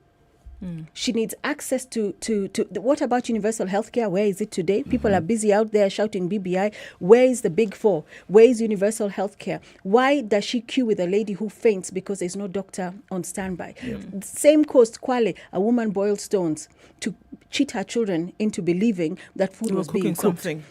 And one of her babies eventually died. You're looking at Article 43, where ECOSOC, under our economic and social rights, no Kenyan should sleep hungry. No Kenyan should lack access to healthcare. So when she's speaking, I could feel her, and I could feel her frustration. And she was basically speaking to the political class, lindaing themselves and taking care of themselves, and on the ground people are struggling. And then she said, Madam Wayelo, fine. She understands that even if it may seem 30,000 feet in the air, she gets that we're saying, forget all of this fluff and all of these nefarious attempts to mutilate the Constitution. Focus on what is most important for me, which is healthcare, which is access to education for my children. We have kids learning under schools. We have the KEMSA,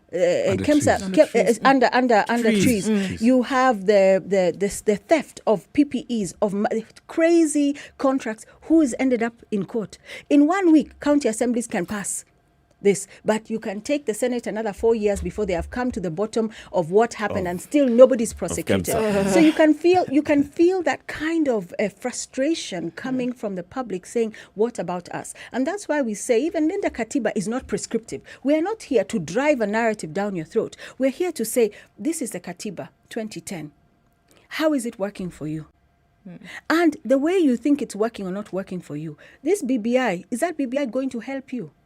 Is it going to enable you now to enjoy a better life from your very basic needs to your more sophisticated and existential requirements? Is it going to help you? And if the answer is no, then people know for themselves whether they're saying no or yes. So Linda Katiba is not shoving a message down anybody's throat, but saying we have a constitution that was an uncontested yes, no, yes has had it, and we had a new constitution. We have not implemented it. So when your politicians come and tell you, let us amend this constitution to make it better so we don't fight, is it for you or is it for them? But I hear you talking about time, Jero. Surely. So I hear a lot of people talking about time. I mean, even from the comments that we're getting here, I hear what you're saying, but there's no time. There's no time. And it's not a question, whereas I thought about it before, it's not a question of where have you been all this time, but it's a question of this train has already left the station. What time do we have now to derail it and change our minds? Or even to start to think differently. And I think that's the element of time that we're bringing in here, and not necessarily that where have you been for the last 10 years. But now with this time that has gone and the things that have happened in such short periods, how do we now start to? The train has left the station, but has it arrived at its destination? Yes, it has actually. Well, according to Citi, he also knows what the 5-judge bench is going to say. And he knows the outcome of the referendum. And what I want to just really underscore is that, as you said, if the house is burning and the fire fighters arrive, do you say, where were you, or do you put out the fire first? So we have seen it. Well, we've seen them being told to go back. Sorry? We've seen them being told that to go back. Or maybe they come... Kwendeni, we are already sorting ourselves out. Yes, or we prefer to burn, solution. Or we prefer to burn to death. We have come up with local solution. We don't need yours. So the train has left the station, and the train is powered by resources that are unparalleled and that cannot be matched, for example, by the Linda Katiba team. That said, we are not cowed. We are not even intimidated by people coming and saying, oh, this is a done deal. Where have you been? What is the timing? I am going to do what I can in my power as a patriot, as a committed Kenyan, as somebody who wants to make this place a good place for my children and my grandchildren to enjoy and live in peace and prosperity. We're in agreement with you. I am in agreement with you. No, you're not. I am. You're not in agreement. I am in agreement but with it's you. okay. I don't mind. I'm in either. agreement with you. The way he's telling you he's in agreement with you is the same way you told him, but I love you. Yes, it is. But I had to take that back because I don't want to get in trouble. No. So I love you and I love you and I love I'm in you. agreement I love with all you. of you. I'm in agreement with you. Look, let me give you an analogy. We all seem to be in agreement that our situation, if we were to be juxtaposed to a health situation, we are in the ICU.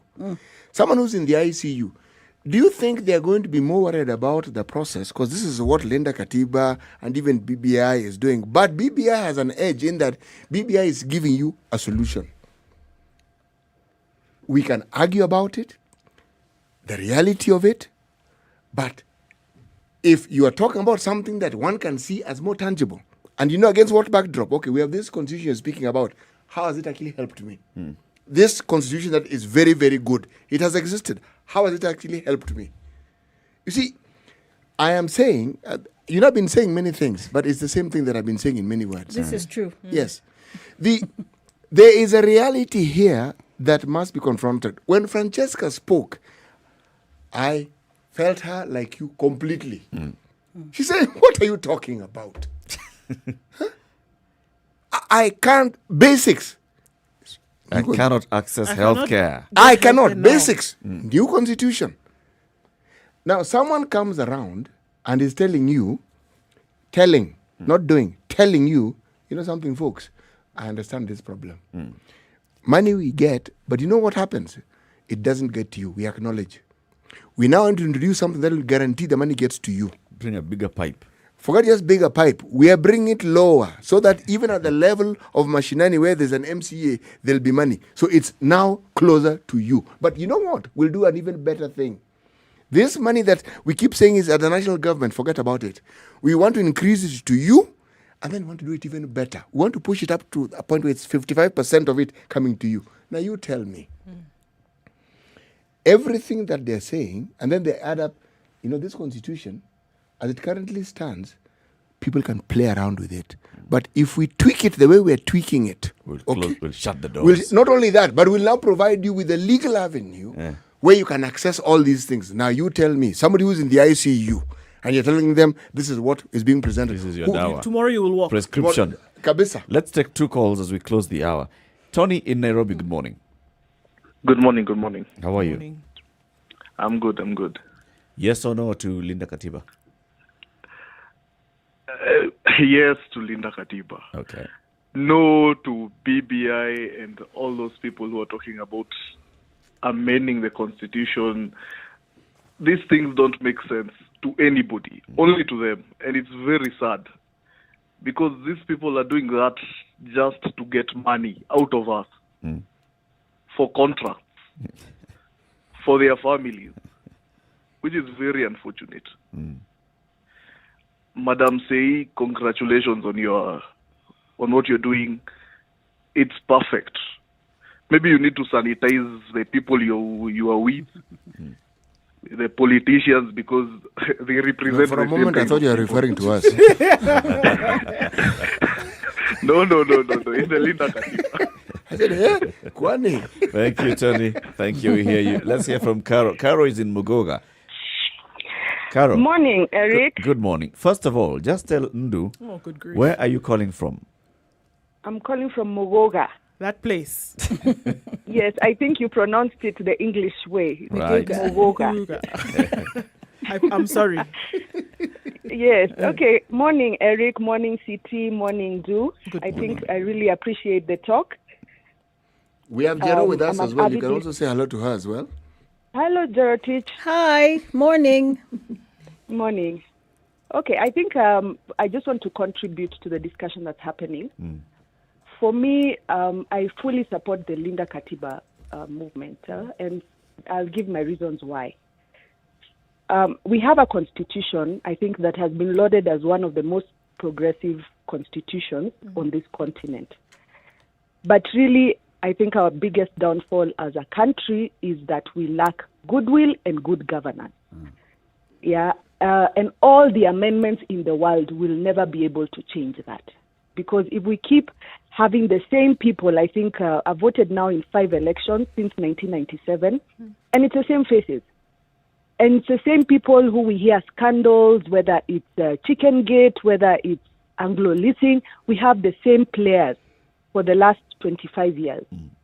And we cannot keep having the same people telling us they are taking us to this mythical Canaan, yet we are stuck in Egypt, and they're the ones who keep pulling us back to Egypt. So for me, I think... They haven't parted the Red Sea.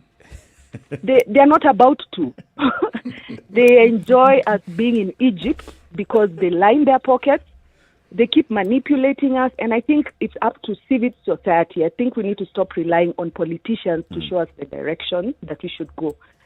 We should take charge as citizens and say, okay, fine. We need to connect the dots between what is happening, why we don't have medicines or PPEs in the hospitals, why KPLC is so blatant in stealing our money. We need to connect those dots and just associate it with our political class, and then we'll be able to move forward. Carol. Changing a document won't change anything if we don't have goodwill and good governance. Thank you very much, Carol. Asante sana. We want to say thank you as well for watching us on KTN Home. Tune in to Spice FM. In the next hour, we have more conversations. We'll be talking about public participation. This is a matter that we have seen. Do we have sufficient and proper public participation in the country? 94.4 Nairobi, Mombasa 87.9, 102.5 in Kisumu, 96.0 in Nakuru, 96.7 in Eldoret, Nyeri is 90.9, and Malindi 97.7. 3 minutes to 9.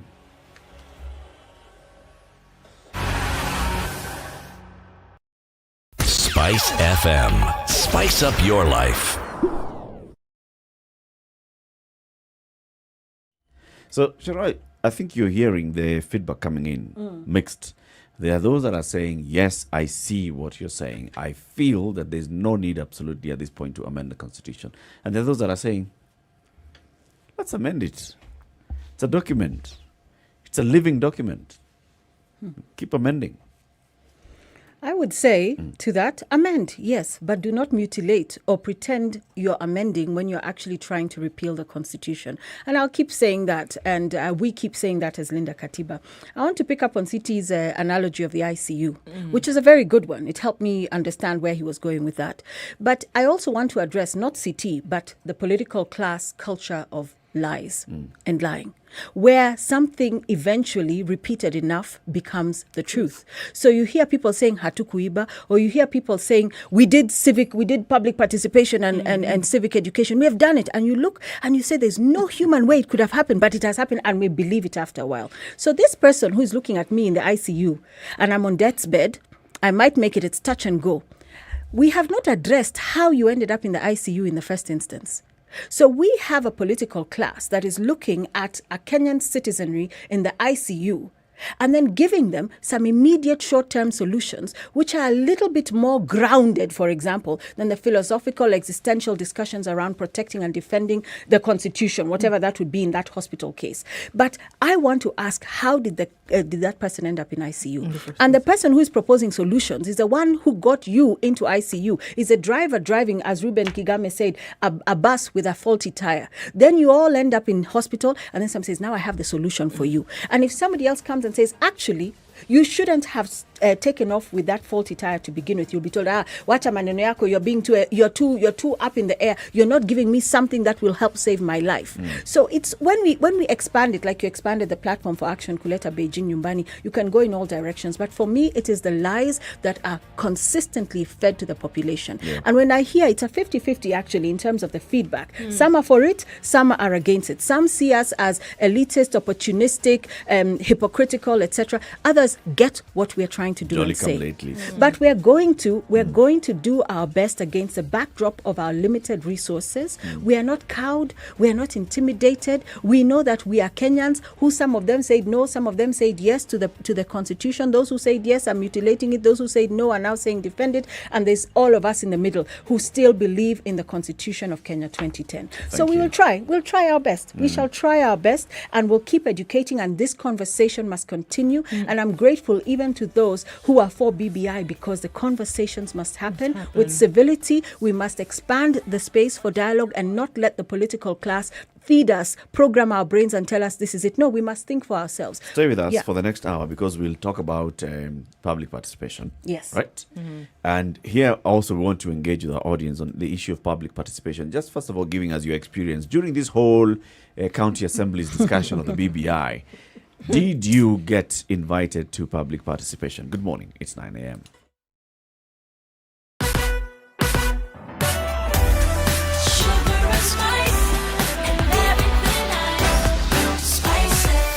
Spice up your life. 94.4 Spice FM, Nairobi. It's not a crazy day on the roads this morning.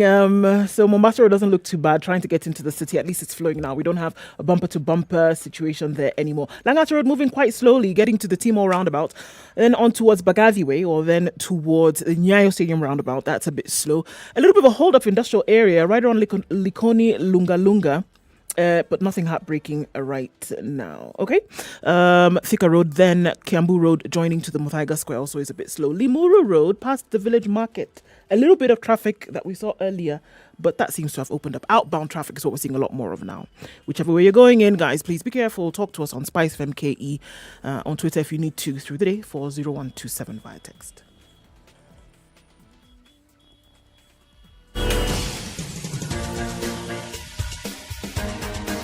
This is The Situation Room, the home of hard-hitting political commentary and penetrating insights about the state of the nation. This is a talk radio experience like no other. The Situation Room, a place for hard truths, debates, and elevated conversations. The Situation Room, witty, political, engaging, deep, controversial. In the room, we have C.T. Muga, researcher, academic, seasoned political observer, a fountain of wisdom in these politically uncertain times. Ndu Oko, Nigerian by birth, Kenyan by choice, communications expert, Pan-Africanist, a truth seeker and believer in people power, and Eric Latif, agent provocateur, the man in the chair, seasoned journalist, news hound, a man who believes in punching up, not down.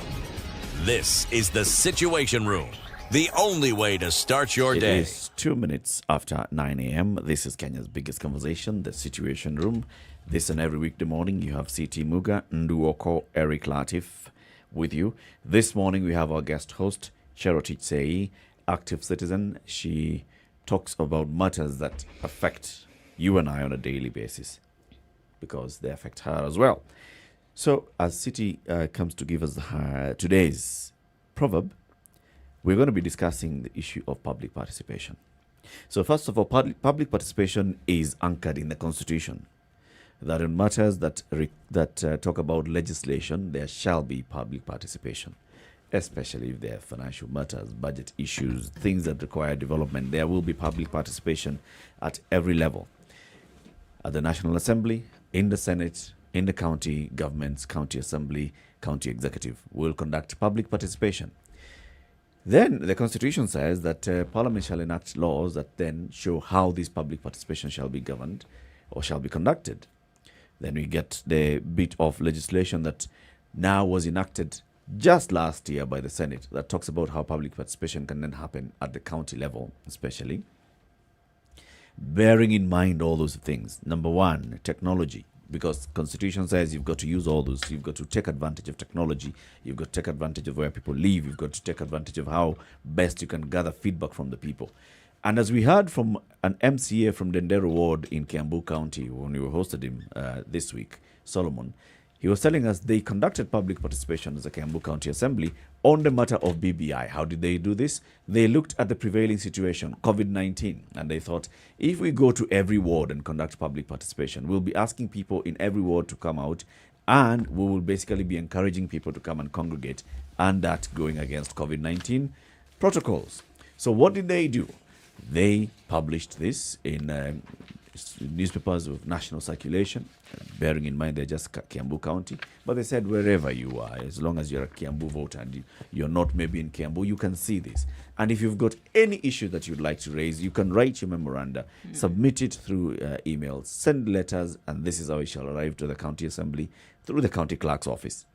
Then they also held this baraza over 3 days in Kiambu town, outside the county assembly, and then spilling onto the grounds. And he told us they had more than 3,000 people attending and giving their contribution. We have had the issue of county public participation in Makueni, for example, where the governor says the county assembly organized public participation for various sub-counties and various wards, and people came and people participated and people contributed. And this is what seems to have informed even the MCAs that, you know what, the way to go is the way the people want to go.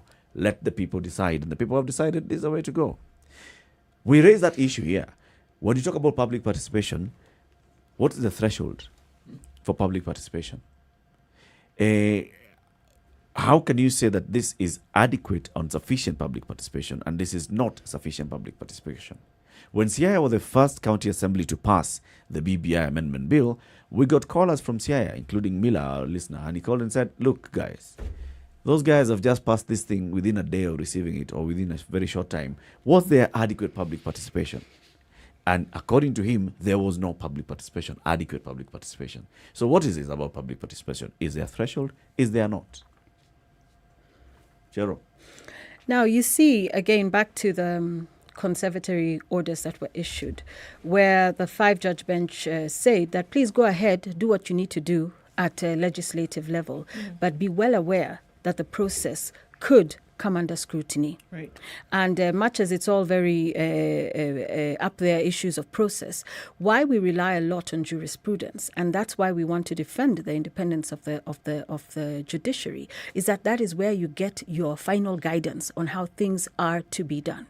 So no matter how county assemblies might say, oh, there's COVID, we didn't want to gather, or we did it quickly, or people said yes, the process will still come under scrutiny. Now, if you think about the promulgation of the 2010 Constitution, that came about after 20 plus years of extensive discussion, debate, political pushback, etc. And one of the things, civic education. Under Article 10, civic education should precede public participation. You have to educate people. And there are some who would like to say, well, the 9-point agenda was popularized, the BBI task force went around the country, collected all the views. That's a very different process than now presenting an amendment bill to the people. Because there was a BBI report that we saw, and then there's the amendment bill, which is a translation as far as we know, but it's not. There's so many things inserted that it's an entirely different document than the first BBI gathering of views which informed this amendment bill. How do you say that in 2 days or 1 week, even 1 month?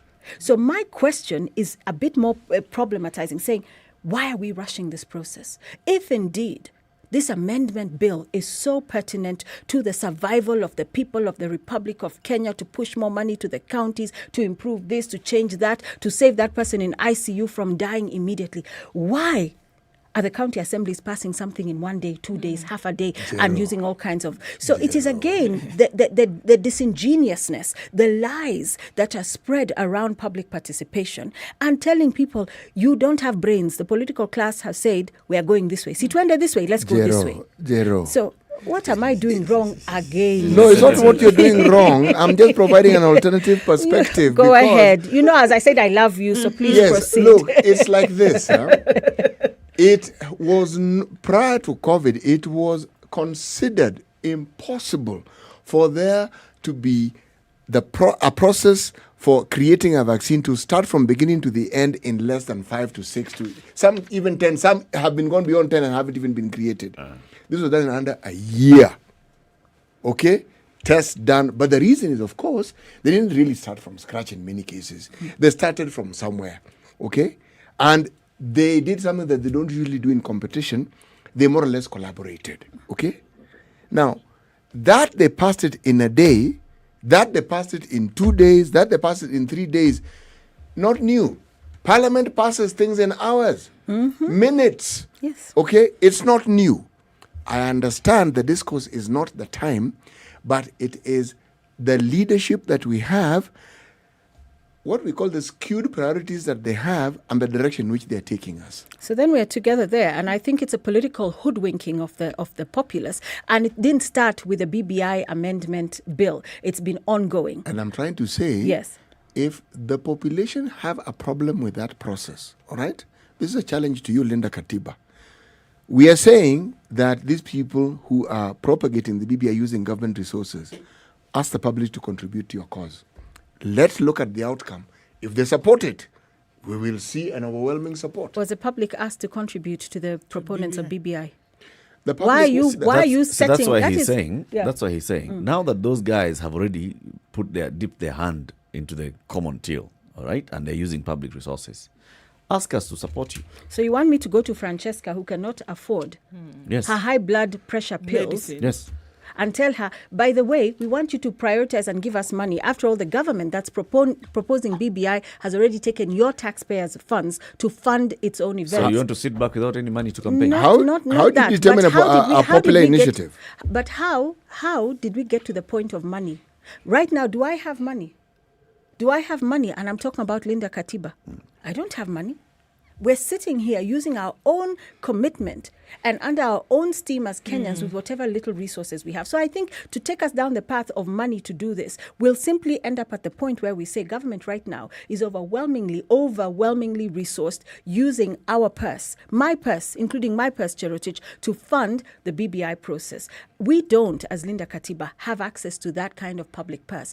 Be that as it may, we will do what we can within our power. And without burdening Kenyans who are already heavily burdened. It is So those we who are put our willing and those hands who up. are able. Yes, those who are Basically, willing and open able. up and say, Y- guys, yes. if you feel us and if you are able to support us with whatever you can, here is how you can do it. We shall get there. We shall get there. You see, if I say today, pay bill ni hi na hi na hi, they'll say, oh, That's here come what they the were thieves. after. That's what they were after wanted. from the beginning. So whenever you go down that murky path of funding and resources, Zero, it and- isn't murky. There are It is those who murky. there'll always How be can you say it's not naysayers. murky? No, there will always be people. Yeah, but there are people There'll be a who will Nigerian just number. say, warn you now. There are people who will just say, Now work for yourself. Here, don't worry, he just had to throw it. I know where Don't I'll mind find him. Don't mind him. Don't mind him. Because Passing through the Comoros. the minute you say, Yeah.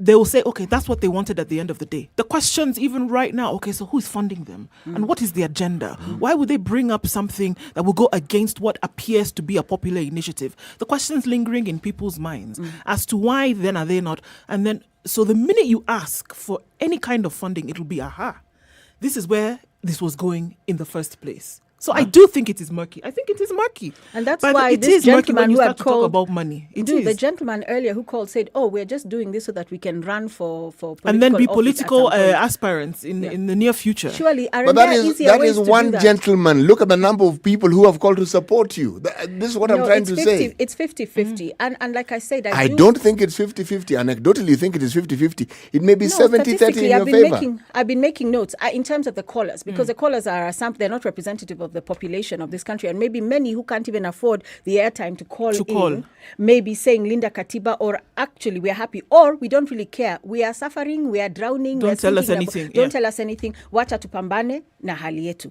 So you have all of this. So I'm not saying the callers are representative of the Kenyan sentiments, but in terms of the notes I made, it was a 50-50 or a 60-40 in favor of Linda Katiba. But that's neither here nor there, because even if we went to the ballot tomorrow for a referendum, who is to say that my no will count? Be that as it may, we wage the no, and we say Linda Katiba. If no we're looking matter at what. public participation, and to say that, so even if we are saying that everybody who is involved plays a participatory role in this whole process, but before that, it is coming that you are participating based on an understanding that you have because of the civic education that took place. As we see things, whatever side it is, I don't think I would say that people have an understanding, a real, true understanding of what this means. Whether it is Linda Katiba, whether it is BBI and change the constitution, I still do believe that there is not an inherent understanding of what really would happen if the constitution is amended, for example, or what it means. That is in phase 2 of this process. Okay, I think phase, the penultimate phase. And that's why these leaders of political parties, when they met in the State House yesterday, and the plans that they were now talking about rolling out, they were talking about rolling out civic education. That should have taken place before public participation, No, before you even bring it to the people. No. You see, people are coming at the point of voting, right? At the point of voting, before they go to cast their ballot, is there going to be public participation? On a process that has already been inked. That is civic. No, it hasn't been inked. You're the one who's going to ink it at the ballot. Civic education is going to happen and determine how you're going to vote. Okay? Civic education is a role and mandate that's given to the IEBC, first of all. When they come up with that question and they will roll out civic education. Civic education is also a responsibility of those who are championing yes and those who are championing no. How will you conduct your civic education now to the public? Public participation at the point of legislation is where you're saying there is this law that is being that has been proposed, and we want you to understand and then give us your feedback on what you think at this particular point. But isn't it across the board, It's across Eric, board. that it starts? Let's suspend our belief or disbelief for a second and say, what if you did not have the 30 plus counties, county assemblies voting yes? What if they only had 8 voting yes and the rest said no? What would have happened to BBI? Dead in the water. Exactamente. Yes. And this is the whole point: is that when you stop the process there, it shows that BBI is actually 100% dependent on a series of things happening quickly and the yes happening, and you move forward. So by the time you're now saying, Eric, let's do civic education before we go to the referendum. See, the county assemblies have already passed. They approved the bill. It's a done deal. And County then all you assemblies have to have do, approved the bill. They have approved but the bill. once you have now been sensitized as the public Why weren't during you the civic sensitized education before? phase, Article during 10 the civic says education at all levels, there should be civic education followed by public participation for the different layers. So you now go to county assemblies. Yes. Just engage me. We saw in Nairobi, the County Assembly of Nairobi called in people and said, so this is what we have before us, and we want to engage with you. And this is how you shall engage. Come to County Hall, send us your memoranda. You can download this thing on the bill, on their website, and you can come and participate. That is the public participation as envisaged in the law for a county assembly to do. That is it. That is what they are expected to do. When Makueni, that's the threshold. When Makueni did the same, they were not talking about, going to the radios. They said, okay, we shall have fora. And during this fora, when you come, we take you through what we have. And then you give us your feedback. And then we go back and make a law. Pick any other law. If the National Assembly today is making a law on, let's say, there shall be no wearing of yellow in the country. I'll be in such trouble. Then they call for public participation. You will go to County Hall in Nairobi or wherever, the Parliament buildings, and you'll present your views. And the committee that is responsible will listen to you, consider that, then go to the committee, to the full house and report. That is it. So Francesca, who was queuing for Dawas, at the same moment that someone is saying, come and present your views, where is she going to be? And that is why the courts will still determine the process and how participatory and the form of this public participation.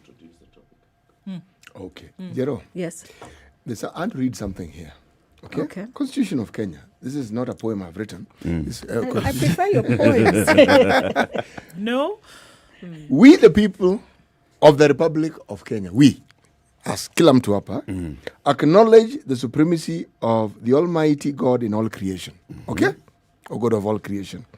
Then I've added, honoring those who heroically struggled to bring freedom and justice to our land, proud of our ethnic, cultural and religious diversity, and determined to live in peace and unity as one indivisible sovereign nation, respectful of the environment, which is our heritage, and determined to sustain it for the benefit of future generation. Committed to nurturing and protecting the well-being of the individual and family and communities of the nation, recognizing the aspirations of all Kenyans for a government based on the essential values of human rights, equality, freedom, democracy, social justice, and rule of law, exercising our foreign and inalienable right to determine the form of governance of our country, and having participated fully in the making of this constitution, adopt, enact, and give this constitution to ourselves and to our future generations. How many Kenyans do you think understand and believe this? I do. I do too. You see, belief is not a head exercise. Belief is... How many believe that this constitution... actually applies to them? Because when I say belief, yeah, they read and say, okay, sounds very nice. But for it to actually resonate, it means you can identify with the benefits of it. How many Kenyans identify with the benefit of these lovely sounding things that I've just read? You see, I understand, and I would like to identify with the benefits, but those benefits have not accrued to me and to many other Kenyans. That's why it becomes a futile intellectual exercise. In just throwing out words in Swahili, whatever, we can translate it into all the languages in this country. But people are not identifying with what it means to be Kenyan and how all of these benefits accrue to you. And so what I keep saying about BBI is, how is BBI? And you made a very good point. In fact, I was like, wow, do you script for these guys? You were excellent in terms of explaining that ICU analogy, where they have found a way to hoodwink Kenyans into believing that what they're offering them is better. But we still say, tell us how you attempted to implement the COK 2010 as is, and you failed. But how do you even know it's hoodwinking and it hasn't even been implemented? It's hoodwinking because you have to read between the lines. But when you have public participation... It's the same driver who caused the accident. Yes, the same driver who caused the accident will try and lie to you that actually the tire was fine. But we saw it. We saw the tire was... Francesca sees the tire is not okay because she's struggling and suffering every day. But the issue shouldn't be the faulty tire. These things are there to be replaced. I should be worried. But you don't drive. You don't drive. You don't drive with the faulty tire. Maybe they don't have a spare. I have two callers on the line. Mila Menga in Siaya. Good morning, Mila. Good morning, Eric. How are you today? I'm okay. Good morning, everybody in the studio. Good morning, Mila. Now, I want to speak today to say. Yes. One, I want to say that I totally support, not totally, I support Linda Katiba. And I will support it more from July this year once we pass BBI, because I'm going to vote for BBI. Okay. All right. Okay, Mila, carry on. Yeah, because what is coming clearly from Linda Katiba is that BBI is solving the 20%, but they are not solving the 20% fully. There's 5% that is remaining, and that is what they are speaking about. And I think the coming up with Linda Katiba way of delivering the message was not well. I think they could have stuck with Tekeleza Katiba, but they were playing with words to see what could be easily understood. Because what is coming out the discussion is, one, BBI has not tackled the issue of inclusion, the issue of citizen participation that we are discussing today, and the issue of electoral injustices. So Linda Katiba is not coming clearly to tell us, and that is something that Indu have been asking, what is the alternative voice? They are not clearly giving us the alternative to what is being given in BBI. You know, BBI has already given what they think is the solution. But Linda Katiba is not telling us, for example, when we talk about electoral injustice, what do they want us to do so that we don't have problems after election? You know, and City is asking them. And City has been asking them so clearly, and they is not answering that. What is the alternative? What are you saying that if we want to have inclusion, and by the way, I will propose inclusion starts with citizens participation.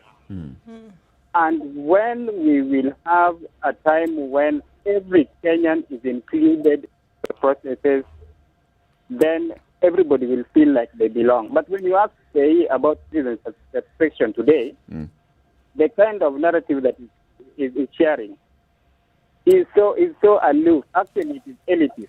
Tell us that do we have a baraza in a village somewhere in Kenya?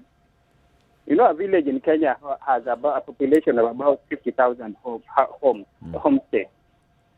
Did we have a baraza called by a village elder somewhere in a village where people met and discussed the final document? You know, when you talk about the process of the BBI, we are talking about citizen participation when the final document had been made and had been presented to the county assemblies. You know, that is what we are talking about. You know, we might ignore all the other documents that have been produced, but the final document, the bill now. The bill now. We need to see it. And the first deputy president said very clearly, peleka hii karatasi kwa wananchi. But the team, the Linda Katiba team, is not saying that with the energy that we need. Okay. And that's why I say we need time to recognize the 5% in the Constitution moving forward. And then we Linda the Katiba. Yes, then no, we don't Linda Katiba. Linda Katiba is retrogressive. Vitekeleza Katiba. Thank you, Mila. Thank you very much. Let's hear from Jadid in Mombasa. Good morning. Good morning, Latif. How are you today? Good morning, Muga. I'm very well, fine, thank you. Good morning, Jadid. How are you today? I'm okay. How is Ndu there? Ndu's good, man. How are you? I'm okay. Now, let's get to the point. Salimia mgeni wetu bana. Oh yeah, hello. Jadid, good morning. Even I was wondering what I did to you.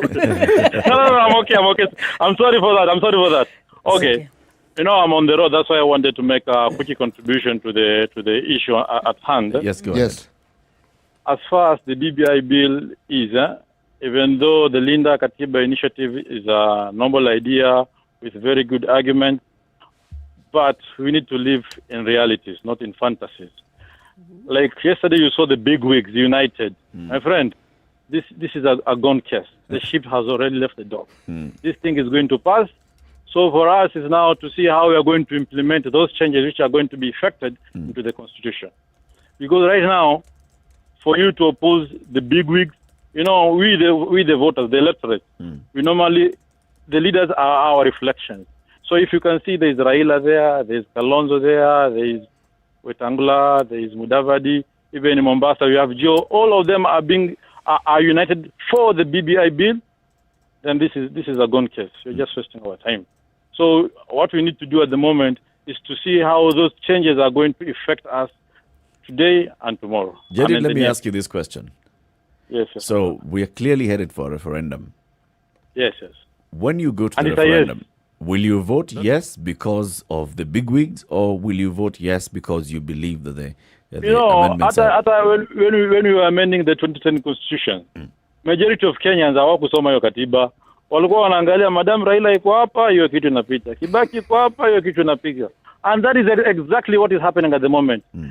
Na hii ndio kitu imemfanya even the deputy president could not take a side, kwa sababu hii ingemharibia sana kwa yeye kwa mambo yake ya kupigania mwaka ujao. So unaona amekuwa hapo katikati anacheza tu na dilidali tu like a watermelon. But I'm telling you my friend, hii kitu wewe umeona vile MCS the way imekuwa green. So even that your referendum, people are just waiting for that time. We are tired of so many stories. Everybody has had his or her chance to do a contribution when the late Haji and the Amoswakos were going around the country. So now, let's pass this thing and let's see what happens next. Tuseme tu hewala.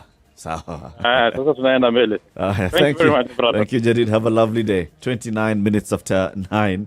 This is Kenya's biggest conversation, the Situation Room. Public participation is what we are discussing this hour. Do you feel that there has been sufficient and adequate public participation so far in the BBI process? We are at a point where the county assemblies have passed by an overwhelming majority. In fact, someone posted a comment here and saying, we'd like to really sincerely apologize to the president and the former prime minister. the Constitution just says 24. It does not say 42, bwana. And you humiliate us like that. You just need a 24 and you'd be good. Flip the numbers.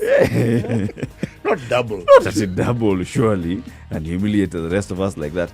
Let's take a break, see what's happening on the roads, and then look at the weather forecast for the day. And we'll be back shortly.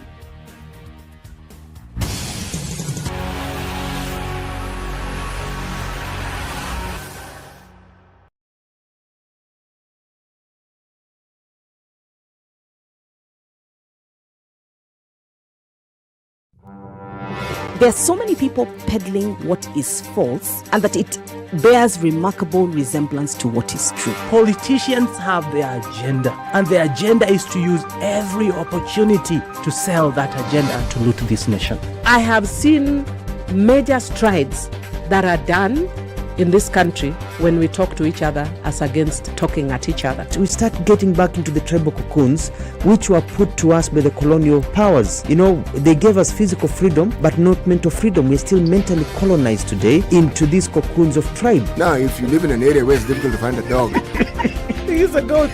I kid you not. In which part of this country is it difficult to find a dog? So that you resort.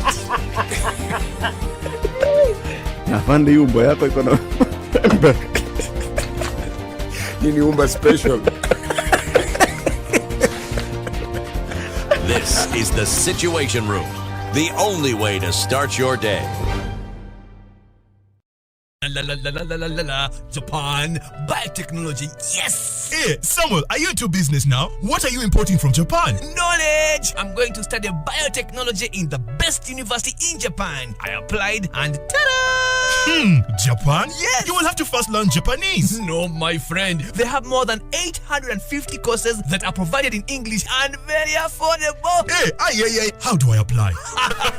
Kuja Osome Japan. Study in Japan Global Network Project brings you an opportunity to study in Japan. Log on to www.studyinjapan-africa.com and apply to study in Japan with over 100 universities providing cutting-edge science and technology courses including the field of robotics, artificial intelligence, AI, environmental studies, information technology, and many more. Not only postgraduate but undergraduate level is also covered. Mention our course, you will not fail to get it. Visit our website today on www.studyinjapan-africa.com. Right, in Kenya and around the world. 21, and we'll look at highs of 27 in Nairobi today. 25 the high in Nyeri, sunny at the moment at 20 also in Nakuru. Highs of 27, it's going to be sunny in Eldoret, Kisumu, Kakamega and Mombasa. Partly sunny conditions in Malindi, going to highs of 32 today. Foggy in Kampala now at 22. We'll see highs of 28 and lows of 19. It's sunny in Dar es Salaam at 29, highs of 32. 22 the high in Johannesburg. Mostly sunny, partly cloudy at the moment. It continues to rain in Lagos at 27, highs of 32 today. Mostly sunny conditions in Kinshasa. Go to highs of 32. It's still hazy in Beijing. Quite low smog today at 11. Lows of -4. Rain showers now in Paris at 8, highs of 13 and lows of 3. 3 is what it is in London. The temperature's dropping just a bit. We'll only go to highs of 12 today and lows of a 0 flat. Now into Friday morning in New York. Clear skies at 4, highs of 7 and lows of 2.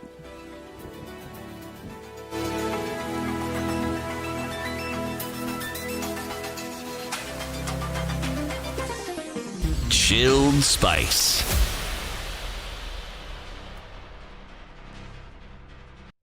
Okay. Eastern Bypass users going Ruai, Nyayo Estate. Be careful there. There's a buildup of some traffic. It's not too bad though. So Friday morning hasn't bled us in any way, really, in terms of traffic today. A few trouble spots here and there, but I think for the most part it's been kind. Let's try and keep it that way, shall we? Going into Friday, Spice FMKE on Twitter is how you can get in touch with us through the day. If something does pop up, for now, I think we're in good stead. Text as well on 40127.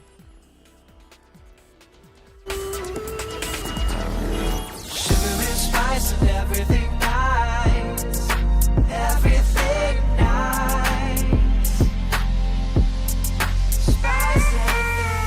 Spice up your life. Mature, intelligent talk every morning. Spice up yourself.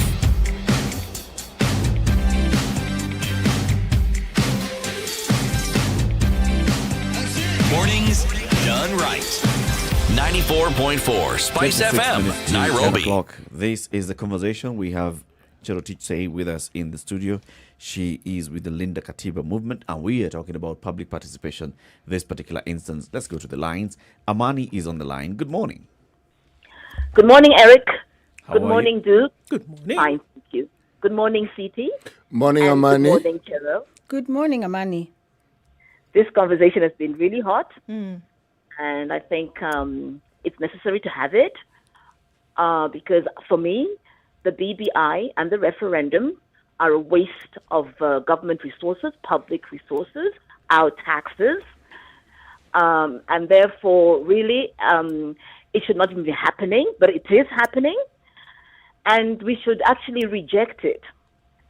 This is because we have a 2010 constitution that actually delivers on all the sweetness that are contained in the BBI, and therefore we don't need another law on top of another law to say that this is how we're going to deliver. That is just a fallacy. That's just a con game. Yes, the Constitution gives a minimum of 15% of, I think, is it the what would you call it? Whatever it is, yeah. Of The county. The share. The share to the county. Revenue sharing. yeah, revenue sharing, yes. But that's a minimum. And therefore the law allows you to give more. Yeah. So we don't need another law to tell us to give more. It doesn't make sense. Logically, it doesn't make sense. It's just We should not be because spent- it's called Uh-huh. lived experience, huh? Like CT says. In the last 10 years, we've seen there has been no goodwill to put this thing up to 30%. So, Yes. let's put it in the law now. That Yes. it shall not be because that you come in and you feel good about us and you shall give us. No, it shall be 35 as a minimum. Okay. All right. But already they've been giving us more than 15%. They've been giving us 25, 29, even 30. They themselves told us. They've been giving us that anyway. So it's been more than 15%. So we don't need a law to tell them to give us 30%. So if 35% becomes inadequate in 10 years, on 15 years, are we going to have another law saying, now please give us 65%? This is crazy. Law doesn't work that way. You're making nonsense of law. Yeah. You're making nonsense of reason. And so, we don't need this stuff. Yeah, we don't need to keep piling up bills and costs for Kenyans. Let's use the 2010 Constitution to deliver on all the things Kenyans need. We need medicine. Can we have it in the hospitals? I was involved in research on medical issues in Kenya. That was in the mid 90s. The time of Goldberg, yeah, Goldenberg. Yeah, so 60 billion Kenyan shillings. When I was doing that research, all Kenya needed to transform its medical system to have all things in place was 5 billion. That is 12 times. That's Goldenberg was 12 times worth that 5 billion. So we had the money to transform the medical system at that time at 5 billion. If we had used the 60 billion that Kenyans stole from Kenyans, we would be first world. Yeah. So what I'm saying is, we have the funds in place. Let's use the Constitution that is sensible, that's telling us we can deliver on these things without adding more laws. We have people wasting money on laptop education, which has never taken place. It costs us hundreds of millions of Kenyan shillings. It's just gone. Can I ask you a question, Amani? Yes, please. I'm going to divert you slightly because I'm actually in agreement with what you're saying. Do you think the processes that our county assembly followed actually did they actually involve or did they invoke public participation in their processes? I don't think so, really, personally, because I think when you're talking about participation, there must have been something before that for people to be able to participate, and that I would call civic education. That has not happened. There's been no national civic education about this BBI provisions and what it hopes to do for Kenyans. Yeah, you hear snippets, you hear political talk, which is slanted in favor of whoever's talking, And we don't need that. We need objective education that this thing does A, B, C, D. So that people, when you go now to participate and deliberate within the various town halls or whatever centers they were doing it, you are well informed. You cannot arrive in a meeting and be told, this is the agenda, let's start. We're going to talk about A, B, C, D. You haven't had time to digest anything or to even understand anything. And then you're told, vote. Come on, please. Yeah, these are lies and con games Kenyans are being subjected to 24/7. Heritage, keep fighting. Thank we you, need Amani. you to keep fighting. Thank you very much, Amani. Okay, thank you guys. Thank Have a you. lovely Blessed day. Anthony in Mombasa, good morning. Morning. How are you, ladies and gentlemen? Good morning. We're fine. Well, thank you. How are you doing? Good. Salama kabisa. Mombasa is good, sunny, a bit hot. Yes. We're enjoying the weather. Good, lovely.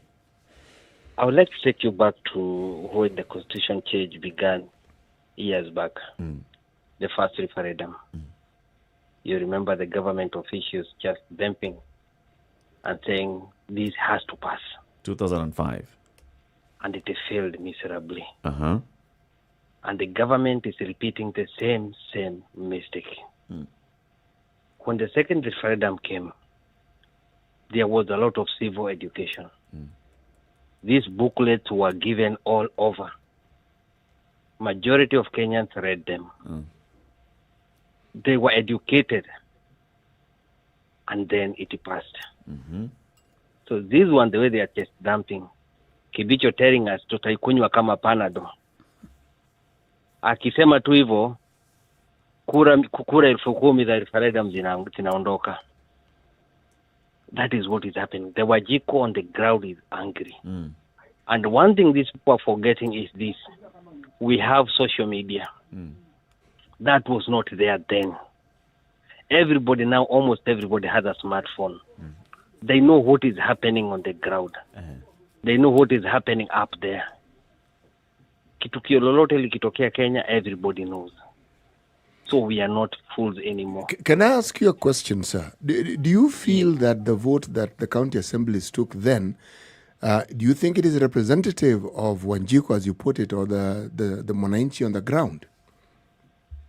What I'll tell you for truth is this, these MCAs, these MPs, wherever they are passing a vote, once they come to look for votes from us, they tell us they are going to represent us.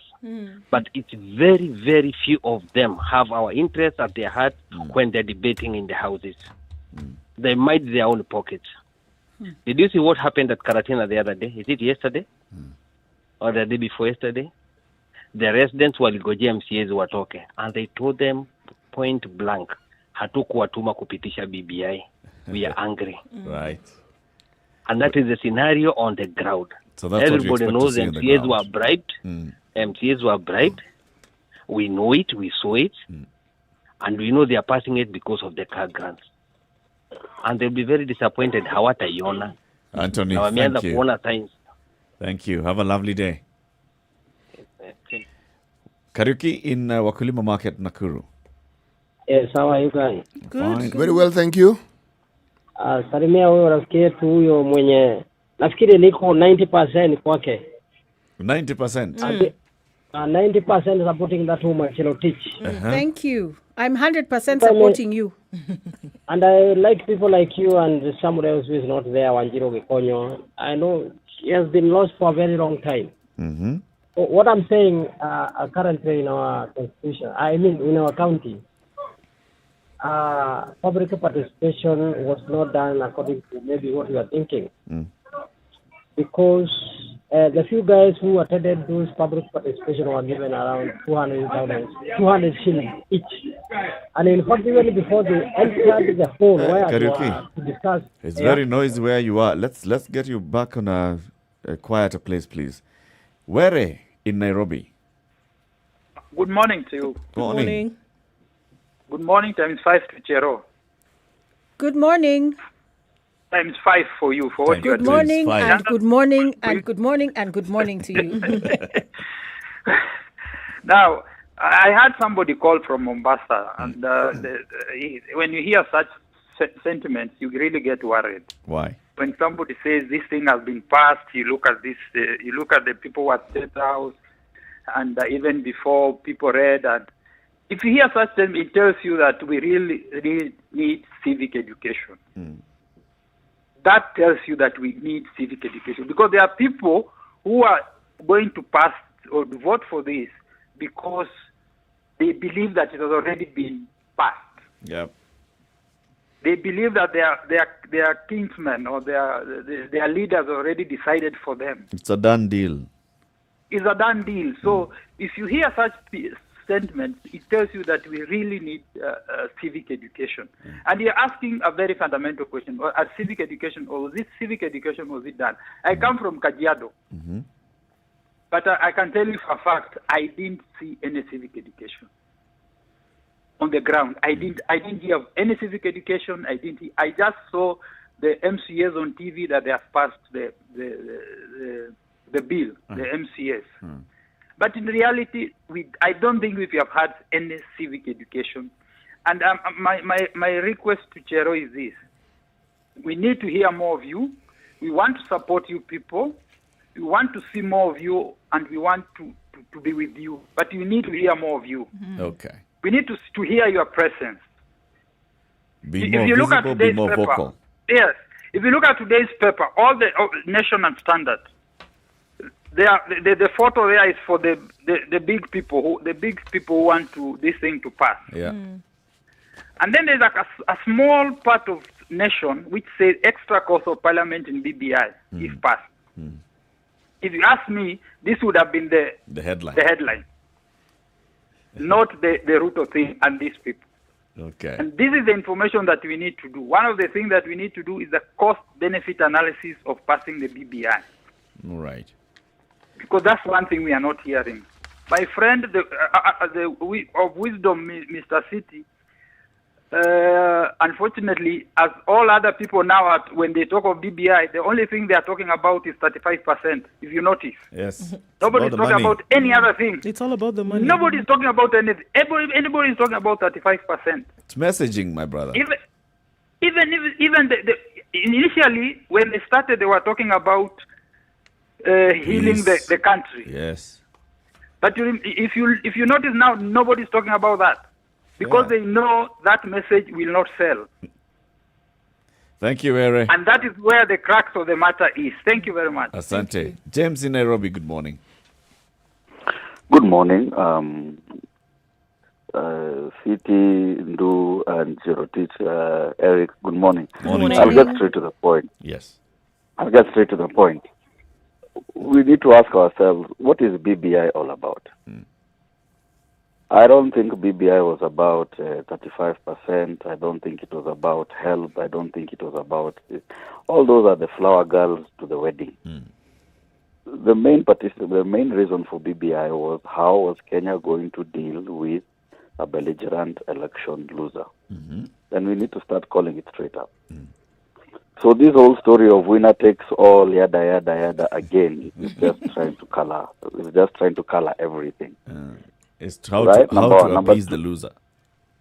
How exactly? And earlier there was, I think, Jirotich was giving the example of Usain Bolt. If he wins, he wins. You go train harder next time. We cannot change the rules to always trying to level the playing field. The playing field is level. If you lose, you go home. And it is. I mean, I always pick up the example of what happened to Hillary Clinton. She beat the guy fair and square. But Donald Trump, when he was president, he never had Hillary jumping on top of tables and trees and screaming left, right, and center like most people do here. That's number one. So BBI is about that. BBI is not about you and I. It's just about a section of the political class. Okay. Why is BBI popular? Is it popular? The notion. It's a notion. The notion of why does popularity it have such a following? Yes, it is because some influential politicians support it. I can guarantee you, if they, or should I just say, if he did not support BBI, we would not be talking about BBI now. It would have died a natural death. Let's call a spade a spade. Spade. if this BBI was so good, if you looked at all those county assemblies on that Tuesday, they were being babysat by governors, they were being babysat by cabinet secretaries, they were being babysat by the elites of those things. Do they normally go to sit in the county assembly sittings when they are discussing health, roads, and how to do with education? No. But on that Tuesday, there was a mobilization that it's whether they didn't trust the MCA, so they have been given a bribe, but you will need to go and you sit on these people and show that. And then after that, we all come screaming and dancing and saying that. But let me ask you another question, if I may. Do you have a problem with the political process of the BBI or the content of the BBI? I don't. Again, the political process. To me, it's about both. Because if we were very clear and if we were honest with each other, 35% you don't need a constitutional amendment. Youth, you don't need a constitutional amendment. Health, you don't need a constitutional amendment. So if we break down and see what is this thing about, if it was about bringing people together, you can have conversations that don't end up in all this hula baloo. Yes. To me, it is very clear, and I think the Linda Katiba group are spot on. We need to discuss it openly. Where now, if you do not support BBI, you're a pariah, right? You're a pariah. Just because I don't support what you're telling me is good. I mean, my mother told me pumpkins are good for my health. I have a different view. I don't eat them today. Because I have a different view. What does your nutritionist think? Yeah. So I think Zero Teach and Co. keep doing it. And I think the media again, and I like the last caller who said, the media have been bought hook, line, and sinker. That we instead of using the coveted possession where they are, where they can guide the conversation that will help Wanjiko down the road. They are even the ones who are now beating the drums more than the political class themselves. Do I understand it to say that you are saying that those of us in the Situation Room have been bought? No, I can equivocally say the Situation Room is better than most. You have not been bought. I agree. At least you have conversations that are open. Like I think what I just said. The headline today should have been the cost-benefit analysis of BBI. Yeah. Not people going to meet and have tea. Ruto's options. Yeah. Thank you, James. Thank you very much. Have a lovely day. Peter Kazungu in Mombasa. Good morning. Good morning, Eric. Good morning, JB. Good morning, City and Indu. Good morning. Good morning. Good morning. No, I want to talk about... She is actually not JB. Charoti. She's Jero. You are been calling her Jero. Hi, Kazungu. No problem. I accept it all. And I'm in total support of your movement, Linda Katiba. I'd rather you added Tekeleza Katiba, because people are talking about what alternative are you offering. And I think the alternative is Tekeleza Katiba ilivyo. We've not implemented this constitution. We need to implement it before we can think of amending it. Because what guarantees are there? Once we've made all these amendments, we are going to implement it. We are going to have an imperial president who will now just trample on us more than the current president has. He is going to be able to do whatever he wants. If he's not okay with a judge, the judicial ombudsman will be there to deal with that person. We've seen how Maraga has been treated. And now imagine we had a judiciary ombudsman. Maraga would not have finished his term. But I wanted to talk about public participation and how it was conducted in Mombasa. I think the logic behind public participation is for people to share their views about a particular proposal. However, what happened in Mombasa, and I believe what happened in the entire country, was people were introduced to this document the morning of public participation. So you get into the venue. I was at Changama. You get to the venue, you are given the document, and then you are asked to give views. What? You've not been given time to go through it and to form an opinion of the document, and you're asked to give views. And then they feigned some form of sensitization. The MPs will stand, and instead of trying to maybe give the public the content of the document, they were there drumming up support of the document, instead of just saying, this is what the document says, these are the good things, these are the bad things, what do you think we should do as MPs, as your representatives? They were there saying, oh, we are going, if we pass this, we are going to get these benefits, and nobody's talking about, the cost of living, how corruption will now be multiplied by the number of MPs that you are going to have, and then all those things. So you are there, instead of sensitizing the people, you are campaigning. You change the room into a campaign platform. A campaign hall. Yes, and some of them were actually lying. I don't know if it was deliberate or it was because they had not read the document themselves. They are saying, oh, now, kina mama hoye, if a governor is a man, the deputy is definitely a woman, and the document doesn't say that. So I think the public participation that was conducted by MPs was not wasn't adequate. It was not adequate. It was not adequate. Thank you, Peter. Thank you very much. Elijah in Nairobi. Good morning, guys. How are you? Good morning. Very well. Thank you. So there are two things. First, I think we are being given a false dichotomous argument, which is similar to the first constitutional amendment, I think it was 2005, where the argument is if you are pro-BBI, then you are pro-Kieleweke. And whoever is represented there, and if you are anti-BBI, then you are pro-Tanga-Tanga, which is a lie.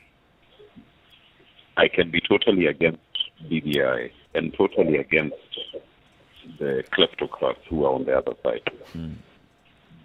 And I think that needs to be divorced. We need to make it clear that one does not mean the other.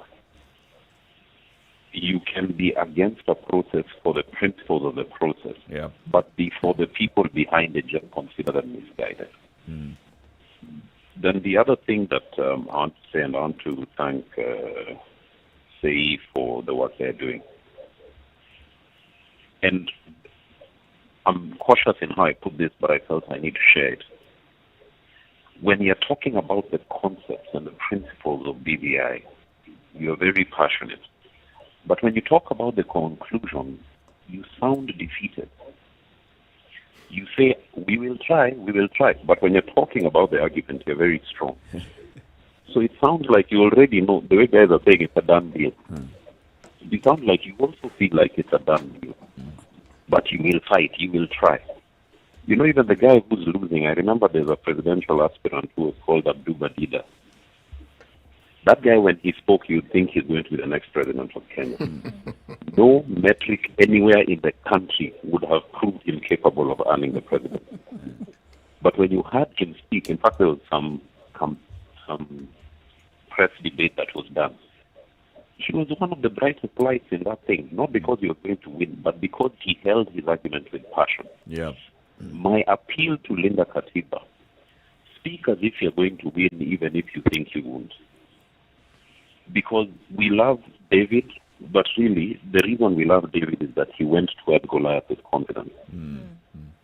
If he went shaking, even Paul would have said, Kijana, put the heels together. Thank you, Elijah. Thank you very much. We hear you. Good message and message passed. Have a lovely day. Sachero, as we conclude, first of all, just start by responding to Elijah. Thank you so much. As passionate, as resolute, as confident. Actually, whatever nuance he heard in my voice, it's good to have heard that, because if there's one thing I am undeterred. I'm passionate, I'm committed, I'm strong. What I think I was underscoring is that we might be under-resourced, but we're going to do everything we can. Because if we do not believe that it is possible to defend, protect, and implement the Constitution of Kenya, we would never have started. But point taken, and we continue to vigorously defend and protect the Constitution and say we will win this. This is why we're here. Otherwise, why waste our time? Unless we're doing what the others are saying, which is we're just seeking space so that we can run for office somewhere. No. That's not why I'm here. I'm here because I believe that we have something wonderful in the Constitution of Kenya 2010, and we must do whatever it takes. We must wage a resistance This is a call to arms. And you know, when I say that the other day, somebody called me a warmonger. Right. How many times in church do we sing onward Christian soldiers and so on? Marching And on to nobody war. calls you a warmonger or calls NCIC to come and look at you. But rather, it is something we must resist, and we will resist, and have no fear. The members of Linda Katiba, and I want to segue also to bring in Kongamano la Mageuzi, because I am a member of Kongamano la Mageuzi. Kongamano's slogan is very much Tekeleza Katiba. We say we want to Tekeleza Katiba, but we have to linda the Katiba so that we can Tekeleza it. Others say Tekeleza ili tulinde, but it depends on which side you're Right looking now, at. there's a So threat. we're together. We're together. There's a threat. So the first thing we have to do is wage a resistance against that threat, and we have to fight to defend it so that it can be implemented. Because as we sit right now, BBI poses that threat to utekelezaji ya Katiba. Yes. So I would really underscore, BBI is a fraud. It is a hoodwink. It is not something that is for the people of Kenya. We are not facing a constitutional moment. It is an opportunity for a group of elite politicians to maintain and remain in power ad infinitum, forever and ever, amen. While the rest of us are sent around running and being lied to and hoodwinked by same political class that this is a good thing for us. So we say Linda Katiba. We say if we're going to address issues of corruption and poor policies or lack of implementation of policy, we have to first of all protect the Constitution of Kenya 2010, because therein lie our solutions. Right. And then we have to look at issues of electoral justice, and then we can do the corruption and policy space. But yeah, we will continue. And so long as you keep inviting us, we will be here, and we'll keep speaking about Linda Katiba. You have a platform right here. This is what we do Thank right you. here in this room, the Situation Room. It's Kenya's biggest conversation for or against the Constitution Amendment. We also have our own views on this, all right? And we keep expressing them here every weekday morning, 6 a.m. to 10 a.m. CT. Today's proverb. Right. Contentment, in a word. Better little than too little. Better little than too little. All right. Asante sana. Thank you very much for tuning into the Situation Room today and this entire week. We wish you a lovely weekend. See you again next week from Monday, 6 a.m. to 10 a.m. City Muga, Nduoko, Eric Latif, and Cherotitse. Wishing you